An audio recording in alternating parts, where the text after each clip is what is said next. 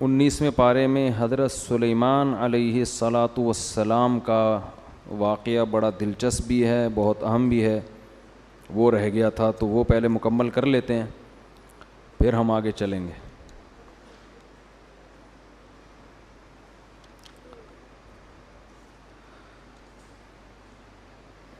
وَلَقَدْ آتَيْنَا دَاوُودَ وَسُلَيْمَانَ عِلْمًا، اللہ فرماتے ہیں کہ ہم نے داؤد اور سلیمان کو علم عطا کیا۔ اس علم سے دین اور دنیا دونوں علوم مراد ہیں، کیونکہ آگے جس علم کا تذکرہ آ رہا ہے وہ دنیا کا علم ہے، اور دین کا علم تو پیغمبروں کے پاس ویسے ہی ہوتا ہے۔ انہوں نے فرمایا یا ایھا الناس علمنا منطق الطیر، حضرت داؤد اور سلیمان نے لوگوں سے خطاب کیا اور کہنے لگے کہ لوگوں، اللہ نے ہمیں پرندوں کی بولیاں سکھائی ہیں۔ پرندوں کی جو کنورزیشن ہے نا آپس میں، جو ان کا لنک ہے، جس طرح سے بھی اللہ نے ہمیں وہ بھی سکھا دیا ہے۔ وَأُوتِينَا مِن كُلِّ شَيْءٍ، اور ہر چیز اللہ نے ہمیں دی ہے، یعنی حکومت کے جتنے اسباب اور وسائل تھے، دنیا کی ہر نعمت اللہ نے ہمیں عطا کر دی ہے۔ إِنَّ هَذَا لَهُوَ الْفَضْلُ الْمُبِينُ، یہ اللہ کا بہت بڑا واضح فضل ہے۔ مبین کا معنی واضح فضل ہے جو اللہ نے ہم پر کیا ہے۔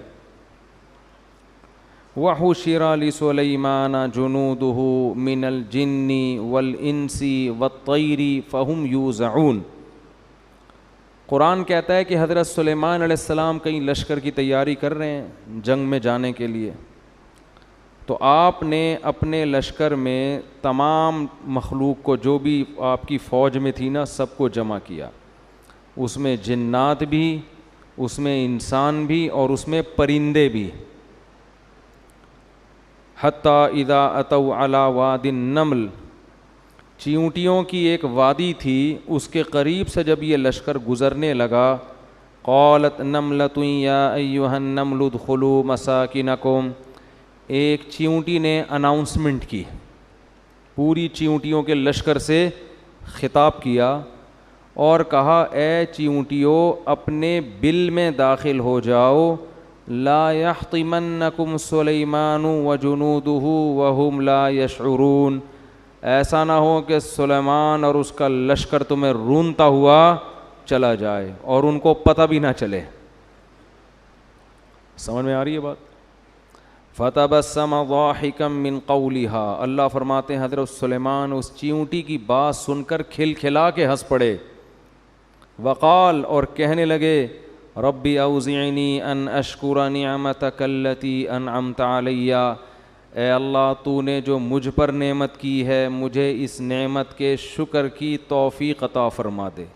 کتنا بڑا احسان کیا کہ چیونٹیوں کی آپس کی اناؤنسمنٹ اور ان کے لیڈر کا جو قوم سے خطاب ہے، وہ خطاب بھی میں سن بھی رہا ہوں اور سمجھ بھی رہا ہوں، تو مجھے اس نعمت پہ شکر کی توفیق عطا فرما دے جو نعمت تو نے مجھ پہ کی ہے، وعلی والدیہ، اور میرے والدین پر جو نعمت کی۔ میرے والدین کون ہیں؟ داؤد علیہ السلام اور ان کی جو بھی زوجہ ہوں گی، ان دونوں پر بھی تو نے نعمت کی ہے، اس کا بھی شکر کی توفیق دے۔ وَأَنْ أَعْمَلَ صَالِحًا تَرْضَاهُ، اور اے اللہ مجھے توفیق دے کہ میں ایسا اچھا عمل کروں جس سے تو خوش ہو جائے۔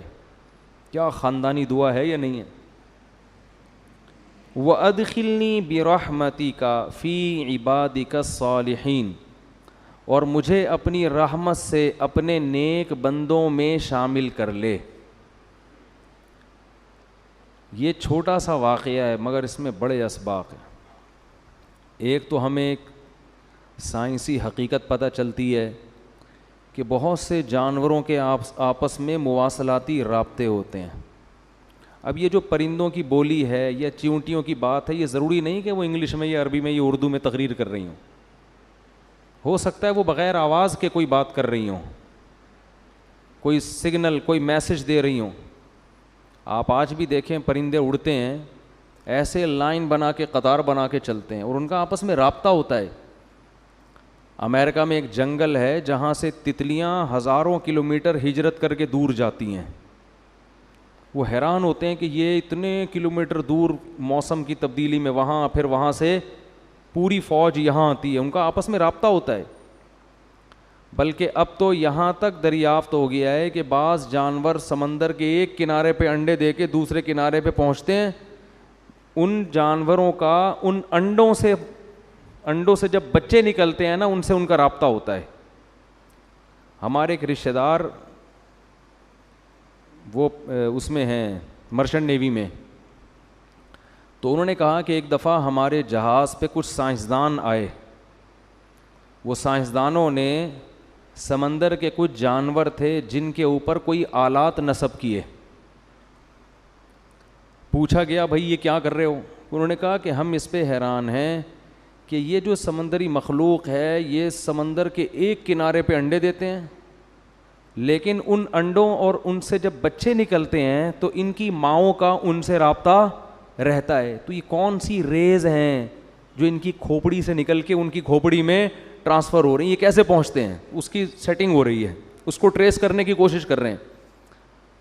اتنا عجیب اللہ کا نظام ہے. یہ ایسے ہی تھوڑی کائنات خود بخود وجود میں آ گئی اور ایسے ہی اتفاق سے بس ڈارون پھینک کے چلا گیا اور ہماری یونیورسٹی میں اس کو کیچ کر کے لوگ اس پھینکے ہوئے مال کو پڑھ بھی رہے ہیں اور اس فضول ترین لٹریچر کو پڑھا بھی رہے ہیں اور دہریے ہو رہے ہیں. سمجھتے نہیں ہو بات؟ اب موبائل کے ذریعے ہمارے رابطے ہوتے ہیں. لوگ یہ کہتے ہیں سائنسدانوں کی ایجاد ہے سیل فون، کہ آپ کی بات کو یہاں سے وہاں تک پہنچا دیا. سائنس کسی چیز کی موجد نہیں ہوتی، یاد رکھو. سائنس کسی چیز کو ایجاد نہیں کرتی، پہلے سے موجود چیزوں پر مطلع ہو جاتی ہے. یہ بہت خاندانی اور ٹیکنیکل پوائنٹ کی بات ہے. اس کو سمجھنے کے لیے کھوپڑی کا بیدار ہونا ضروری ہے. بہت ٹیکنیکل بات ہے. یہ سائنس کی جتنی ایجادات ہیں نا، یہ حقیقت میں اللہ کی قدرت کی دلیل ہیں. سائنسدانوں نے کچھ بھی نہیں بنایا، پتہ چلا ہے. اس کی مثال ایسے ہے، گولڈ کتنا چمکدار ہوتا ہے نا. کیا خیال ہے؟ گولڈ کو گولڈ کہتے ہی اس لیے ہیں. اولڈ کو پتہ نہیں کیوں گولڈ کہتے ہیں، میری سمجھ میں آج تک آیا نہیں ہے. حالانکہ وہ تو چمکدار کہتے ہیں نا، اولڈ از گولڈ، لیکن اولڈ تو عجیب صحیح ہوتا ہے. ٹھیک ہے نا. تو خیر کچھ محاورے چل پڑے ہیں، کچھ چیزیں اولڈ اچھی ہوتی ہیں. خیر اب آپ سونار کے پاس گئے، آپ نے کسی کے ہاتھ میں سونا دیکھا، کوئی لاکٹ دیکھا، کوئی زیور دیکھا. کہاں سے لیا؟ جی مجھے فلاں سونار نے دیا ہے. سونار کے پاس پہنچے، تو نے کہاں سے لیا؟ وہ کہے گا فلاں جگہ. ہوتے ہوتے ہوتے اس آخری شخص کے پاس پہنچ گئے جس نے وہ سونا کان سے نکالا تھا. پہلا وہ شخص ہوگا نا جو مزدور جس نے سونا کان سے نکالا ہے. آپ کہو کہ یار، پہلے تو آپ متاثر ہوئے، آپ نے کہا یار یہ سونار کا کمال ہے کہ ایسی خوبصورت چیز مارکیٹ میں لے کر آیا جس میں نہ زنگ لگتا ہے، نہ وہ پانی سے خراب ہو رہی ہے، نہ ہوا سے. سونے کا یہی خاصیت ہے نا. آپ نے کہا یہ اس کا کمال ہے یار. آپ نے کیا کیا؟ آپ نے کہا یار جس نے یہ گولڈ، میری گھر والی کے ہاتھ میں سونے کے کنگن ہے نا، آپ کی فرض کرو، آپ نے کہا کہ یار یہ بڑے اچھے لگ رہے ہیں. تو آپ نے کہا بیگم یہ جس نے بھی یہ گولڈ دیا ہے نا یا بنایا ہے، میں اس کو نوبل انعام دلوانا چاہتا ہوں.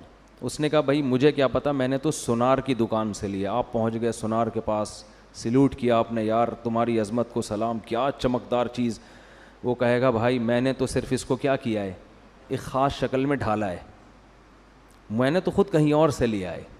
آپ کہو گے پھر تم نے جس سے لیا اس کو سیلوٹ ہے یار. آپ وہاں پہنچ گئے بھائی، وہ کہے گا بھائی ہم نے تو خود ہول سیل کی مارکیٹ سے اٹھایا ہے، ہم تو سیل پرچیز کرتے ہیں، باقی ہمیں کیا پتہ. آپ نے کہا اچھا تم نے کہاں سے لیا ہے، میں اس کو انعام دلواؤں گا. آپ وہاں پہنچ گئے. جب وہاں پہنچے تو اس نے کہا یار ہمیں تو خام مال ملا تھا، تو ہم نے تو صرف پگھلا کے کچرا الگ کیا اور سونا الگ کیا اور ہول سیل مارکیٹ میں بیچ دیا. تو یہ تو آگ کا ایک خاص ٹیمپریچر ہوتا ہے، اس ٹیمپریچر پہ سونا الگ ہو جاتا ہے اور کچرا الگ. اس دن میں شیر شاہ کی بھٹی میں گیا، تانبا پگھلا رہے تھے، اللہ کی پناہ. تانبے کو نا کچرا نہیں ہوتا تانبے کا, بھٹی میں ڈالا ہوا ہے اور وہ ایک خاص ٹیمپریچر پہ پانی کی طرح پگھلتا ہے تانبا, تو اس کو چھانتے ہیں, کچرا الگ تانبا الگ. ایسا جہنم کا منظر, اللہ کی پناہ یار. تو خاص ٹیمپریچر پہ بھائی وہ تجربہ کر کے ان کو پتہ چل گیا کہ سونا کس ٹیمپریچر پہ پگھل جاتا ہے, اس سے کچرا الگ سونا الگ. تو ہم نے تو یہ کام کیا ہے, اس پہ تھوڑا سا شکریہ بنے گا ان کا کہ یار کمال ہے آپ کا, ایک خاص ٹیمپریچر پہ محنت کرتے ہیں آپ اور سونے کو پگھلا کے, لیکن یہ کریڈٹ آپ کو نہیں جاتا. تو آپ نے کہاں سے لیا ہے؟ یہ سونا بنانے کا کریڈٹ آپ کو نہیں جاتا, آپ نے کہاں سے لیا؟ تو وہ کہے گا بھائی میں نے تو فلاں ساؤتھ افریقہ میں کھدائی ہو رہی ہے, وہاں سے ان سے ہمارا ٹھیکہ چل رہا ہے, ہم وہاں سے کچرا اٹھاتے ہیں. آپ نے کہا یار اس کا مطلب جو وہاں کھدائی کرنے والا ٹھیکیدار ہے نا, یہ پھر اس کا کمال ہے, اس کو انعام ملنا چاہیے, ایسی خوبصورت چیز مارکیٹ میں لا رہا ہے. آپ وہاں پہنچے, وہ کہے گا بھائی یہ تو میرا کمال نہیں ہے, مجھے تو یہ سائنسدانوں نے بتا دیا کہ ادھر پڑا ہوا ہے کچھ مشینیں آلات کے ذریعے, تو نکالنے والے کون ہیں؟ یہ مزدور ہیں. اب مزدور رہ گئے انعام دینے کے لیے. آپ مزدوروں کے پاس گئے, انہوں نے کہا بھائی ہمیں کیا پتہ, ہمیں تو یہاں کچھ چمک والی چیزیں نظر آئی تھی, ہم نے کھدائی کی, ہمیں سائنسدانوں نے بتایا, جو زمین کے ماہرین ہوتے ہیں, ہم نے نکال کے کچرا مارکیٹ میں پھینکتے رہتے ہیں, صفائی آگے ہوتی رہتی. آخر میں کمال کس کا بنتا ہے؟ جس نے اس زمین میں پیدا کیا. تو پتہ چلا پیدا کسی اور نے کیا ہے, اصل تو اس کا کمال ہے, باقی تو سب اس میں یا تو کچھ تبدیلی کر رہے ہیں یا اس پر مطلع ہو رہے ہیں کہ یہ ہے کہاں. بنانے والا ان میں سے کوئی بھی بولو نہیں ہے, کمال اس کا ہے جس نے مٹی کے اندر سونا پیدا کر دیا. ایسی اس کی کیا اس نے فارمولا بنایا اس کے اندر, وَأَنزَلْنَا الْحَدِيدَ فِيهِ بَأْسٌ شَدِيدٌ وَمَنَافِعُ لِلنَّاسِ. سورہ حدید کا نام ہی لوہا ہے. اللہ کہتے ہیں ہم نے زمین میں لوہا اتارا ہے جس میں لوگوں کے بے پناہ فائدے اور اس میں لوگوں کی تجارت ہے, منفعت ہے. کیسا اسکریپ کا کاروبار ہوتا ہے کہ نہیں ہوتا؟ لوہا بھی ہے, پیتل بھی ہے, تانبا بھی ہے اور کاپر بھی ہے, پتہ نہیں کیا کیا چیزیں اللہ نے زمین کے اندر اتار دی ہیں. تو جو بنانے والا ہے نا, یہ سارا کریڈٹ اصل میں اس کو جاتا ہے. تو یاد رکھیں جتنی سائنسی ایجادات ہیں اس میں سائنس موجد کسی چیز کی نہیں ہے, کریٹر نہیں ہے. بنانے والا کون ہے؟ اللہ. موبائل کی مثال لے لیں, سائنس صرف مطلع ہوتی ہے اللہ کی بنائی ہوئی چیز پہ.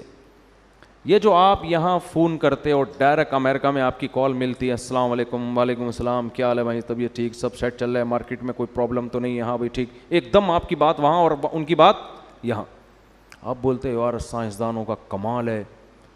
ایک کمال سے مجھے ایک لطیفہ ضرور یاد آتا ہے سائنس کے کمال سے. ایک آدمی ملتان جا رہا تھا ٹرین میں نا, ٹرین اوپر برتھ میں سو رہا تھا, وہ دیہاتی آدمی تھا. تو ٹرین وہاں جا کے رک گئی, وہ سوتا رہا, اس کو پتہ ہی نہیں چلا. ٹرین دھل دھلا کے واپس آ رہی ہے کراچی کی طرف. تو نیچے سیٹ پہ جو بندے بیٹھے ہوئے ہیں وہ اس کو نہیں پتا, وہ بیچارہ آنکھ ہی نہیں کھلی اس کی. اب جب ٹرین واپس آ رہی ہے تو وہ نیچے جھانک کے نیچے سیٹ والوں سے پوچھتا ہے کہاں جا رہے ہو؟ انہوں نے کہا کراچی. کہتے ہیں سائنس کی ترقی ہے, ایک ہی ٹرین ہے, اوپر والی برتھ ملتان جا رہی ہے, نیچے والی سیٹ کراچی جا رہی. سائنس کی ترقی ہے. یہ دن بھی ہمیں اپنی زندگی میں دیکھنا نصیب ہو. ایک ہی ٹرین میں اوپر والی برتھ ملتان, نیچے والی سیٹ کراچی. تو سائنس کی ترقی کا لفظ جب بھی میں زبان سے نکالتا ہوں نا, مجھے یہ ترقی یاد آتی ہے, یہ والی بھی یاد آتی ہے. تو ہم یہ کہتے ہیں یار ہم ادھر فون ملاؤ, ٹھک ٹھک ٹھک, ایک دم ہماری بات کہاں پہنچنا شروع, امریکہ. وہ وہاں سے بات کر رہا ہے, پتہ نہیں یار یہ سائنس کی ترقی. اصل میں اللہ نے یہ ریز پہلے سے پیدا کر کے خلا میں زمین میں چھوڑی ہوئی ہیں. یہ ریز پہلے سے موجود ہیں. اللہ کو پتا تھا کہ ایک وقت آبادی اتنی کثرت سے بڑھ جائے گی کہ ان میں جو کمیونیکیشن گیپ ہے وہ ختم کرنا ضروری ہوگا, اور اس ختم کرنے کے لیے زمین میں ریز چھوڑ دو. جیسے اللہ نے زمین کی رگوں میں پیٹرول چھوڑا ہے نا, سائنس نے پیٹرول ایجاد نہیں کیا, دریافت کیا ہے. تو ہماری جو گاڑیوں کے پہیے پیٹرول سے گھوم رہے ہیں، یہ اصل کمال سائنسدانوں کا نہیں ہے، اصل کمال اس خدا کا ہے جس نے زمین میں اس ایندھن کو پیدا کیا. اور یہ ایندھن پہلے دریافت نہیں ہوا تھا کیونکہ پہلے ضرورت نہیں تھی. قرآن کے الفاظ دیکھو، وَقَدَّرَ فِيهَا أَقْوَاتَهَا فِي أَرْبَعَةِ أَيَّامٍ. فرمایا جب ہم نے زمین کو بنایا اور انسان کو پیدا کرنے کا ارادہ کیا تو انسان کی پیدائش سے پہلے ہم نے زمین میں انسان کی بنیادی ضرورتوں کا اندازہ ٹھہرا لیا. ایک ایک لفظ بڑا قیمتی ہے اس آیت میں. کیا عجیب. قوت کہتے ہیں جو آپ کی زندگی کے بیسک لوازمات ہوتے ہیں، اس کو عربی میں کیا کہتے ہیں؟ بنیادی خوراک یا بنیادی لوازمات، اس کو کیا کہتے ہیں؟ قوت. اس کی جمع آتی ہے اقوات. قرآن یہ نہیں کہہ رہا کہ انسان کی بنیادی ضرورتیں ہم نے پہلے سے زمین میں پیدا کر دیں. نا نا نا نا نا. پیدا کر دی ہوتی نا تو پھر پتہ ہے کیا ہوتا؟ آدم علیہ السلام جب دنیا میں آتے تو جتنی بنیادی ضرورت کی چیزیں ساری اللہ نکال کے ان کے سامنے رکھ دیتا. یہ گیس ہے بھائی، یہ پیٹرول ہے، یہ فلانا ہے، یہ موبائل فون ہے، یہ فلانا، سب چیزیں. فرمایا نہیں، قدرہ، اندازہ ٹھہرایا. مینجمنٹ ہوئی ہے. تقدیر کہتے ہیں مینجمنٹ، کہ کس وقت کس چیز کی ضرورت پڑے گی اس حساب سے وہ چیزیں اس کے اندر اس نے، بولو نا، رکھ دیں، پیدا کر دیں. جب حضرت آدم دنیا میں آئے تو کسی چیز کی ضرورت نہیں تھی، بس کھودو، زمین میں پودا لگاؤ، کھاؤ، ٹھیک ہے نا، اور کچھ نہیں چاہیے. جب آبادی بڑھے گی، پھڈے ہوں گے، اس میں لڑائیاں ہوں گی، اللہ نے لوہے کو، انسان ترقی کرتے کرتے کہاں تک پہنچ گیا؟ لوہے تک. اس نے لوہے کے ہتھیار بنانا شروع کیے، اس نے لوہے کے برتن بنانا شروع کیے، لوہے کی پلیٹیں بنانا شروع کی، لوہے کے تیر بنانے شروع کیے. اس نے، آبادی بڑھنے لگی، لوگ ہجرت کر کے دور دور علاقوں میں جانے لگے. اب ان میں آپس میں رابطہ کیسے ہو؟ تو سمندر کی کشتیاں لوگوں نے بنانا شروع کی. زمین سے لوہے کو نکال کے لوہے کے جہاز بنانا شروع کر دیے. تو یہ سب چیزیں نا وقت کے ساتھ ساتھ. پھر آبادی جب بہت بڑھنا شروع ہوئی تو 150-200 سال سے بھی شاید زیادہ ہو گئے ہیں، مالتھس نامی ایک شخص آیا، اس نے یہ نظریہ پیش کیا کہ آبادی جتنی اسپیڈ سے بڑھ رہی ہے نا، وسائل اتنی اسپیڈ سے نہیں بڑھ رہے، لہذا 100 سال کے بعد زمین میں قحط پڑے گا اور اتنی غربت ہوگی کہ لوگ ایک دوسرے کا گوشت نوچ نوچ کے کھانا شروع کر دیں گے. یہ مالتھس کی تھیوری تھی. لہذا آبادی کو کیا کرو؟ بولو، روکو. مالتھس کی تھیوری کو گزرے ہوئے 150-200 سال ہو گئے. لوگوں کو جتنی اونچی سطح کا رزق آج مل رہا ہے، ماہرین معیشت کہتے ہیں تاریخ میں ایسا رزق کبھی بھی نہیں ملا. کیوں؟ مالتھس بے وقوف کو یہ نہیں پتا تھا، وہ کیلکولیٹر میں کیلکولیشن کر رہا تھا کہ ٹماٹر پیدا ہونے کی اسپیڈ یہ ہے اور بچے پیدا ہونے کی اسپیڈ اس سے زیادہ ہے، تو ٹماٹر کم پڑ جائیں گے، بچے زیادہ. گندم کی اسپیڈ یہ ہے، بچوں کی اسپیڈ یہ ہے، تو گندم کم ہو جائے گی، بچے زیادہ. اس کو یہ نہیں پتا تھا کمبخت کو کہ بے وقوف آدمی، بچہ پہلے پیدا ہوتا ہے ماں کی چھاتیوں میں، دودھ بعد میں ہوتا ہے، یہ کیلکولیٹر میں نہیں آتا. بہت مشکل ہے بھائی، بات سمجھ. پیدا تو ہونے دو، اللہ چیزیں پیدا کرے گا. گدے گھوڑوں کا دوڑ تھوڑی رہے گا، زراعت ڈبل ہو جائے گی اس سے، اس لیے کہ مشینیں ایجاد ہو جائیں گی. اللہ نے انسان کے لیے لوہا زمین میں اتارا ہے، جس میں قرآن کہہ رہا ہے فیہ منافع، بے شمار منفعتیں رکھ دی ہیں اس لوہے میں. اس لوہے میں ایک منفعت یہ بھی تھی کہ جس اللہ نے انسان کو لوہا نکالنا سکھایا، جس اللہ نے انسان کو لوہا پگھلانا سکھایا، وہ اللہ انسان کو کیا ٹریکٹر بنانا نہیں سکھائے گا؟ کہ بھائی وہ مالتھس تو بات کر رہا ہے بیل سے جب ہل جوتے جاتے تھے، ٹھیک ہے نا. تو مشینیں ایجاد ہوں گی، اور مشینوں کو چلانے کے لیے یہ جنگل کی لکڑیاں نہیں چلائیں گی. زمین کی رگوں میں تیل دوڑ رہا ہے، اس تیل پر انسان مطلع ہوگا. اور پھر دمام میں آپ جا کے دیکھو کیسے کنٹینر لوڈ ہو رہے ہیں پیٹرول کے، ڈیزل کے. کبھی یہ منظر اپنی آنکھوں سے جا کے دیکھو، انسانی عقل حیران ہو جاتی ہے. اتنا تیل زمین سے نکل رہا ہے کہ اسے دیکھ کے آپ کہو گے انسان نے تو زمین کا تیل نکال دیا بھائی. ٹھیک ہے نا، زمین کی واٹ لگا دی ہے. لیکن زمین کو کچھ بھی نہیں ہو رہا. زمین نے اپنا سینہ کشادہ کیا ہوا ہے، نکالو، یہ اللہ نے تمہارے لیے پیدا کیا. اتنی رزق کی فراوانی، اتنی رزق کی فراوانی کہ ایجادات کرتے کرتے انسان تھک جاتا ہے مگر وہ ایجادات ختم ہونے کا نام نہیں لے رہی. تو اس لیے مالتھس کا وہ جو تھیوری تھی نا وہ بھی اب انتہائی بوسیدہ, اور ہماری یونیورسٹیوں میں کچرا جو مال بک رہا ہے نا, جس کو ہمارے پڑھے لکھے لوگ قبول کر رہے ہیں, جو قرآن و سنت کے بھی خلاف, مشاہدے کے بھی خلاف, وہ اس کچرا تھیوری کو پڑھ رہے ہیں, جس کو گورا بھی نہیں مانتا, جس کو گورا کہتا ہے یہ بکواس تھیوری تھی, اس کا نہ کوئی سر ہے نہ کوئی پیر ہے. اس پہ میں نے حوالوں کے ساتھ ایک دفعہ ایک بیان ریکارڈ کروایا تھا. گوروں کے ماہرین معیشت کے حوالے دیے تھے کہ پہلے زمانے میں جو معیشت کو مضبوط کرنے کی تھیوریز تھی نا, وہ سب کی سب وہ کیلکولیشن ساری غلط ہو چکی ہیں, وہ فارمولے چینج ہو چکے ہیں. خیر, تو اللہ تعالیٰ اصل میں کیا کرتا ہے, چیزوں کو پیدا کرتا ہے, انسان صرف مطلع ہوتا ہے. تو پتہ نہیں کیا کیا اور چیزیں ایسی رہ گئی ہیں جو ابھی ہم مطلع نہیں ہوئے ان کے اوپر.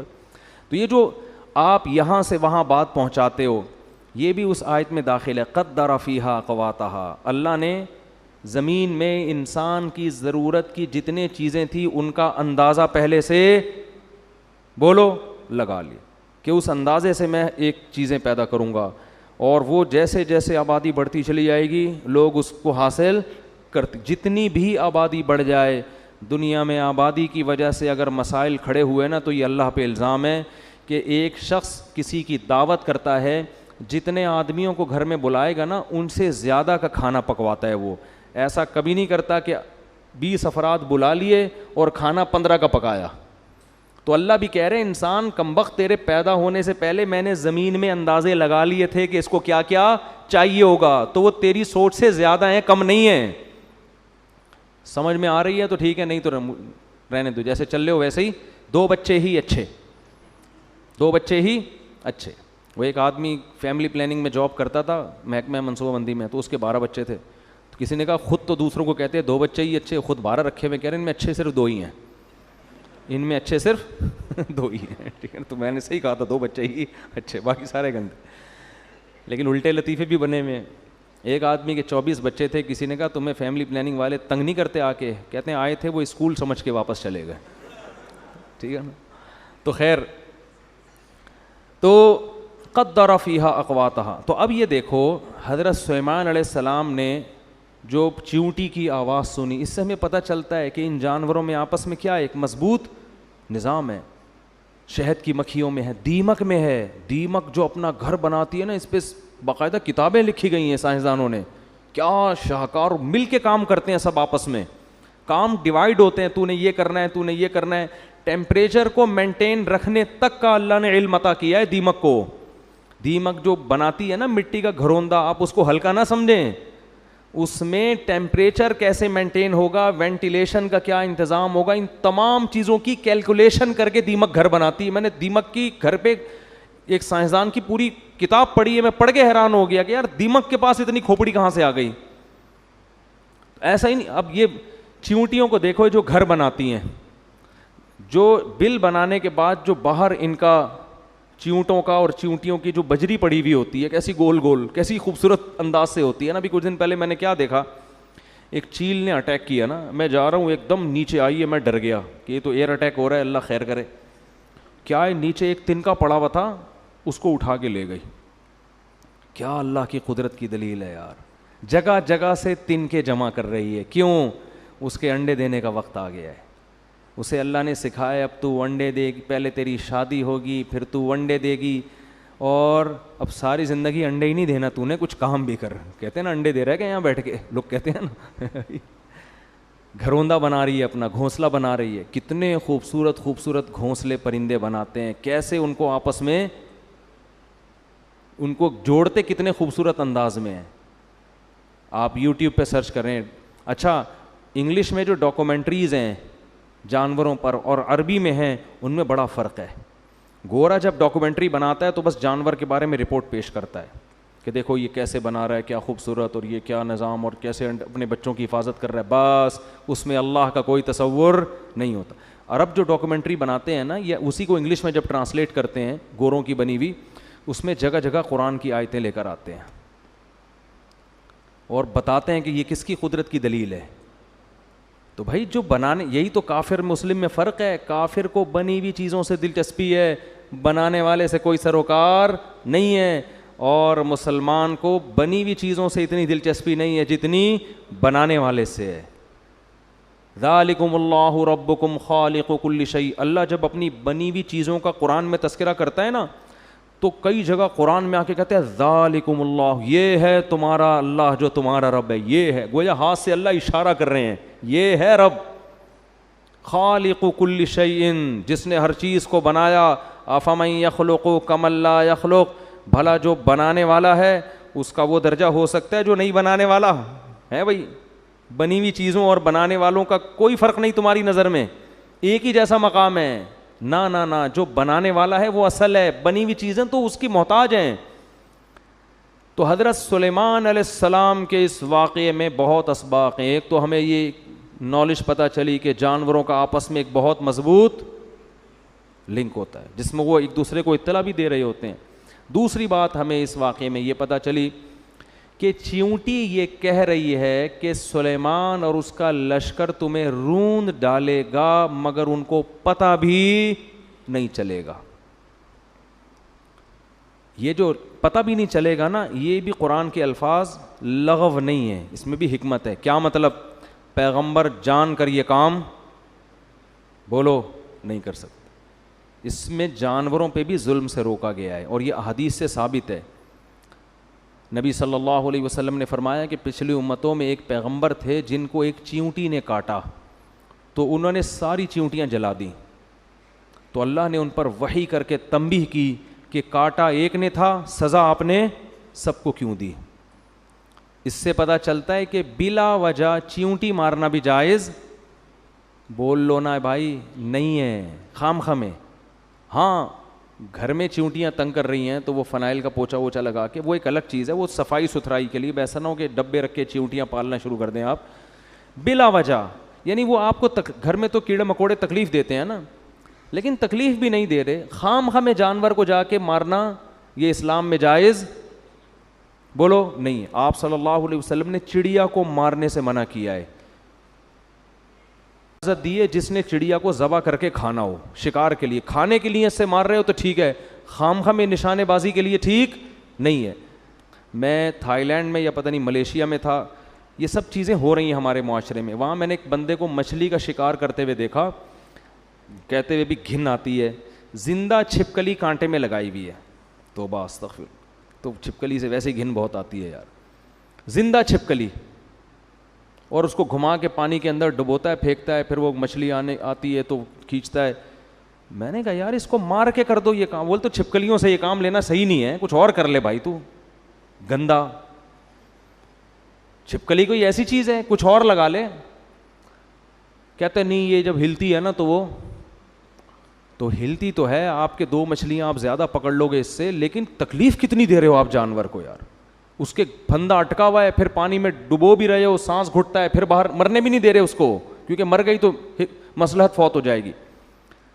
اس سے بڑا ظلم بعض لوگ یہ بھی کرتے ہیں کہ سمندر میں کانٹا لگا کے رات کو چھوڑ کے چلے گئے، صبح آ کے نکال لیا۔ اب رات کو جو مچھلی کانٹے میں پھنسی ہے، پوری رات اس کے جبڑے میں اس کانٹے، آپ ذرا اپنے جبڑے میں کانٹا گھسا کے دیکھو، آپ کو 2 منٹ میں اندازہ ہو جائے گا، ساری رات وہ کیا کرتی ہے، تڑپتی رہتی ہے۔ جال کا معاملہ الگ ہے، جال لگا کے چلے جاؤ اس سے کچھ نہیں ہوتا، کانٹا لگا کے آپ جائیں نہیں، جیسے ہی آئیے اس کو کھینچ کے باہر نکالیں۔ تو یہ سارے جانوروں پہ ظلم ہے جن کا قیامت کے دن حساب دینا پڑے گا۔ ہاں اس میں اعتدال کی راہ ہے کہ اب ایسا نہ ہو کہ چیونٹی مارنا ناجائز ہے تو اب دیکھ دیکھ کے چلنا شروع کر دیں کہ میرے پاؤں کے نیچے کہیں چیونٹی نہ آ جائے، اتنی تکلف کی ضرورت نہیں ہے۔ وہم لا یشعرون، سلیمان علیہ السلام بھی دیکھ دیکھ کے نہیں چل رہے تھے لشکر میں کہ نیچے جو آ گیا تو آ گیا، اب تھوڑی اتنا کسی کے پاس۔ تو چیونٹیوں نے اسی وجہ سے کہا کہ بھائی سلیمان اور اس کا لشکر تمہیں رونتا ہوا نکل جائے گا اور ان کو پتہ بھی نہیں چلے گا۔ کہتے ہیں ایک روایت ہے، پتہ نہیں صحیح ہے ضعیف ہے، کہ حضرت سلیمان نے چیونٹی کو بلا کے پوچھا کہ تجھے پتہ ہے کہ میں پیغمبر ہوں اور پیغمبر کسی پہ ظلم نہیں کرتا، تو میرے بارے میں کیسے بدگمان ہو گئی کہ میں رونتا ہوا چلا جاؤں گا؟ تو چیونٹی نے کہا کہ سلیمان آپ تو بڑے سمجھدار ہیں، آپ کو پتہ نہیں میں نے وہم لا یشعرون بھی کہا ہے کہ ان کو پتہ نہیں چلے گا، ٹھیک ہے نا، چیونٹی کے بارے میں کس کو پتہ چلتا ہے؟ تو خیر سلیمان علیہ السلام قرآن کہتا ہے فتبسم ضاحکا من قولها, کھلکھلا کے ہنسے اس کی بات. تو ہاں تو میں جلدی نقطے بیان کرتا. پہلا نقطہ ہمیں پتہ چلتا ہے کہ جانوروں کا آپس میں رابطہ ہوتا ہے, بڑا عجیب اللہ کا بنایا ہوا نظام ہے. دوسرا ہمیں یہ پتہ چلتا ہے کہ جانور پہ بھی ظلم کرنا ناجائز ہے. تبھی چیونٹی نے کہا ان کو پتہ نہیں چلے گا, یعنی وہ گویا یہ اقرار کر رہی ہے پتہ چل جائے تو شاید یہ سائڈ سے گزر جائیں. اور تیسرا ہمیں اس سے یہ بھی پتہ چلتا ہے کہ اللہ جب کسی کو کوئی نعمت دے تو فوراً دعا کرنی چاہیے. حضرت سلیمان علیہ السلام نے اس نعمت پہ فخر نہیں کیا بلکہ فوراً اللہ کا شکر ادا کیا. کوئی بھی نعمت ہو فوراً اللہ کی طرف منسوب, میرے اللہ کا کب. غیر مسلم یہ نہیں کرتا, مسلمان کیا کرتا ہے؟ اللہ کی طرف. اور چوتھا کام حضرت سلیمان نے کیا کیا کہ نعمت کے ملنے سے بگڑنے کا خطرہ زیادہ ہوتا ہے, نعمت کے چھننے پہ بگڑنے کا خطرہ زیادہ نہیں ہوتا. غموں میں اللہ یاد آتا ہے, نعمتوں میں یاد نہیں آتا. تو حضرت سلیمان اللہ سے دعا کر رہے ہیں کہ اللہ تو نے مجھے نعمتیں تو دے دی کیسی کیسی کہ چیونٹیوں کی باتیں سن رہا ہوں میں, مجھے خطرہ اس بات کا ہے کہ کہیں میں ناشکرہ نہ بن جاؤں, کہیں میں خود پسندی میں, عجب میں, تکبر میں مبتلا نہ ہو جاؤں. تو میں تجھ سے دعا مانگتا ہوں اوزعنی ان اشکر نعمتک, کہ تو مجھے توفیق دے کہ میں شکر بھی کروں اس کا. جو اللہ والے لوگ ہوتے ہیں ان کو نعمت ملنے پر اتنی خوشی نہیں ہوتی, ان کو اس بات کی خوشی زیادہ ہوتی ہے کہ اس کے شکر کی توفیق ملے. کیونکہ نعمت ملنے کے بعد اگر شکر کی توفیق نہیں مل رہی تو یہ نعمت نہیں ہے, یہ الٹا عذاب ہے اللہ کا. تو اس لیے نا جب بھی کوئی نعمت ملے بار بار اے اللہ مجھے شاکر بنا, یہ زیادہ بڑی نعمت ہے. دیکھو کسی کو تھوڑی نعمت ملی, شکر کی توفیق مل گئی, یہ زیادہ خوش قسمت ہے اس شخص سے جس کو نعمتیں زیادہ ملیں مگر شکر کی توفیق نہیں مل رہی. اور شکر پتہ ہے کسے کہتے ہیں؟ نافرمانی نہ ہو. شکر کا مطلب یہ نہیں کہ بس الحمدللہ ماشاء اللہ کہہ دیا. شکر کا مطلب وہ نعمتوں کو استعمال کر کے انسان گناہ نہ کرے, یہ شکر کا سب سے پہلا درجہ ہے. تو جب بھی نعمتیں ملیں اور ہم سب کو ملی ہوئی ہیں تو اللہ سے دعا مانگنی چاہیے اللہ مجھے اس کی شکر کی توفیق دے. کیا مطلب؟ مجھے گناہ کرنے سے بچا لے, ایسا نہ ہو میں تیری نافرمانی میں لگ جاؤں. ایک بات. تیسری بات ہمیں اب نمبر خود ہی لگائیں, پتہ نہیں تیسرا نمبر ہے چوتھا نمبر ہے, مجھے صرف چلو ابھی زیادہ ہو جائے گی پھر. تو چوتھی کیا؟ اپنے ساتھ اپنے والدین کو بھی شریک کیا. وعلی والدیہ, کہ تو نے میرے والدین پر بھی جو نعمت کی ہے اس کی بھی مجھے شکر کی توفیق دے. اس میں یہ بتایا کہ انسان کا اپنے والدین سے اتنا قریبی رشتہ ہوتا ہے کہ ان پر نعمت گویا آپ پر, یعنی ان کی خوشی میں آپ کو خوشی ہونی چاہیے. اور دعا میں ہمیشہ اپنے والدین کو اپنے ساتھ رکھنا چاہیے. اور پھر آگے کیا کہہ رہے ہیں؟ وَأَنْ أَعْمَلَ صَالِحًا تَرْضَاهُ, ایسا نہ ہو کہ ان نعمتوں میں پڑھ کر تجھے بھول جاؤں, مجھے ایسے اچھے عمل کی توفیق دے جس سے تو خوش رہے مجھ سے. اصل میرا مسئلہ کیا ہے؟ ایسا نہ ہو تو ناراض ہو جائے مجھ سے. دیکھو آج ہم نعمتوں کے سمندر میں ڈوبے ہوئے ہیں لیکن ہم لوگوں کی یہ کیفیت نہیں ہے. نعمت سے زیادہ فکر ہو کہ اللہ سے تعلق اور زیادہ قوی ہو اور شکر کی توفیق ملے, گناہ سے بچنے کی توفیق ملے, یہ بہت بڑی نعمت ہے. اور ادخلنی برحمتک فی عبادک الصالحین, یہ تو سب سے خاندانی بات, یہ بڑی خاندانی بات ہے, اس کو سمجھنے کی ضرورت ہے اس فرقواریت کے دور میں. اس وقت حضرت سلیمان سے افضل دنیا میں کوئی بھی نہیں تھا, حضرت سلیمان اور داؤد سے افضل. اور اتنے معجزے ان کو مل رہے ہیں اسی لیے نا کہ افضل تھے سب سے. لیکن دعا کیا کر رہے ہیں؟ دعا کے آخر میں کہہ رہے ہیں اے اللہ مجھے اپنے نیک بندوں میں داخل کر دے. یہ تواضع ہے کہ میری کیا حیثیت, بہت سے تیرے نیک بندے دنیا میں ہیں, مجھے بھی ان میں سے ایک ادنا فرد بنا لے.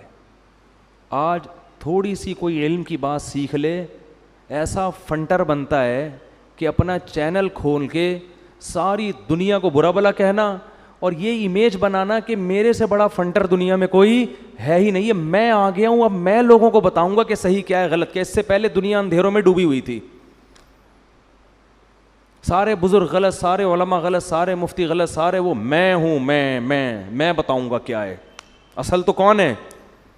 یہ خود اس کی علامت ہوتی ہے کہ بندہ ٹھیک نہیں ہے. جو ٹھیک ہوتا ہے نا وہ کہتا ہے کہ بھائی مجھ سے بڑے بڑے لوگ نیک لوگ دنیا میں موجود ہیں، اے اللہ تو مجھے بھی انہی میں سے ایک فرد بنا لے.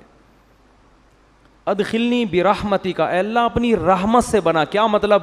میرا عمل اس قابل نہیں ہے کہ میں نیک لوگوں میں شامل ہو جاؤں، عمل تو میرا ایسا ہے کہ مجھے الگ سے سزا ملے.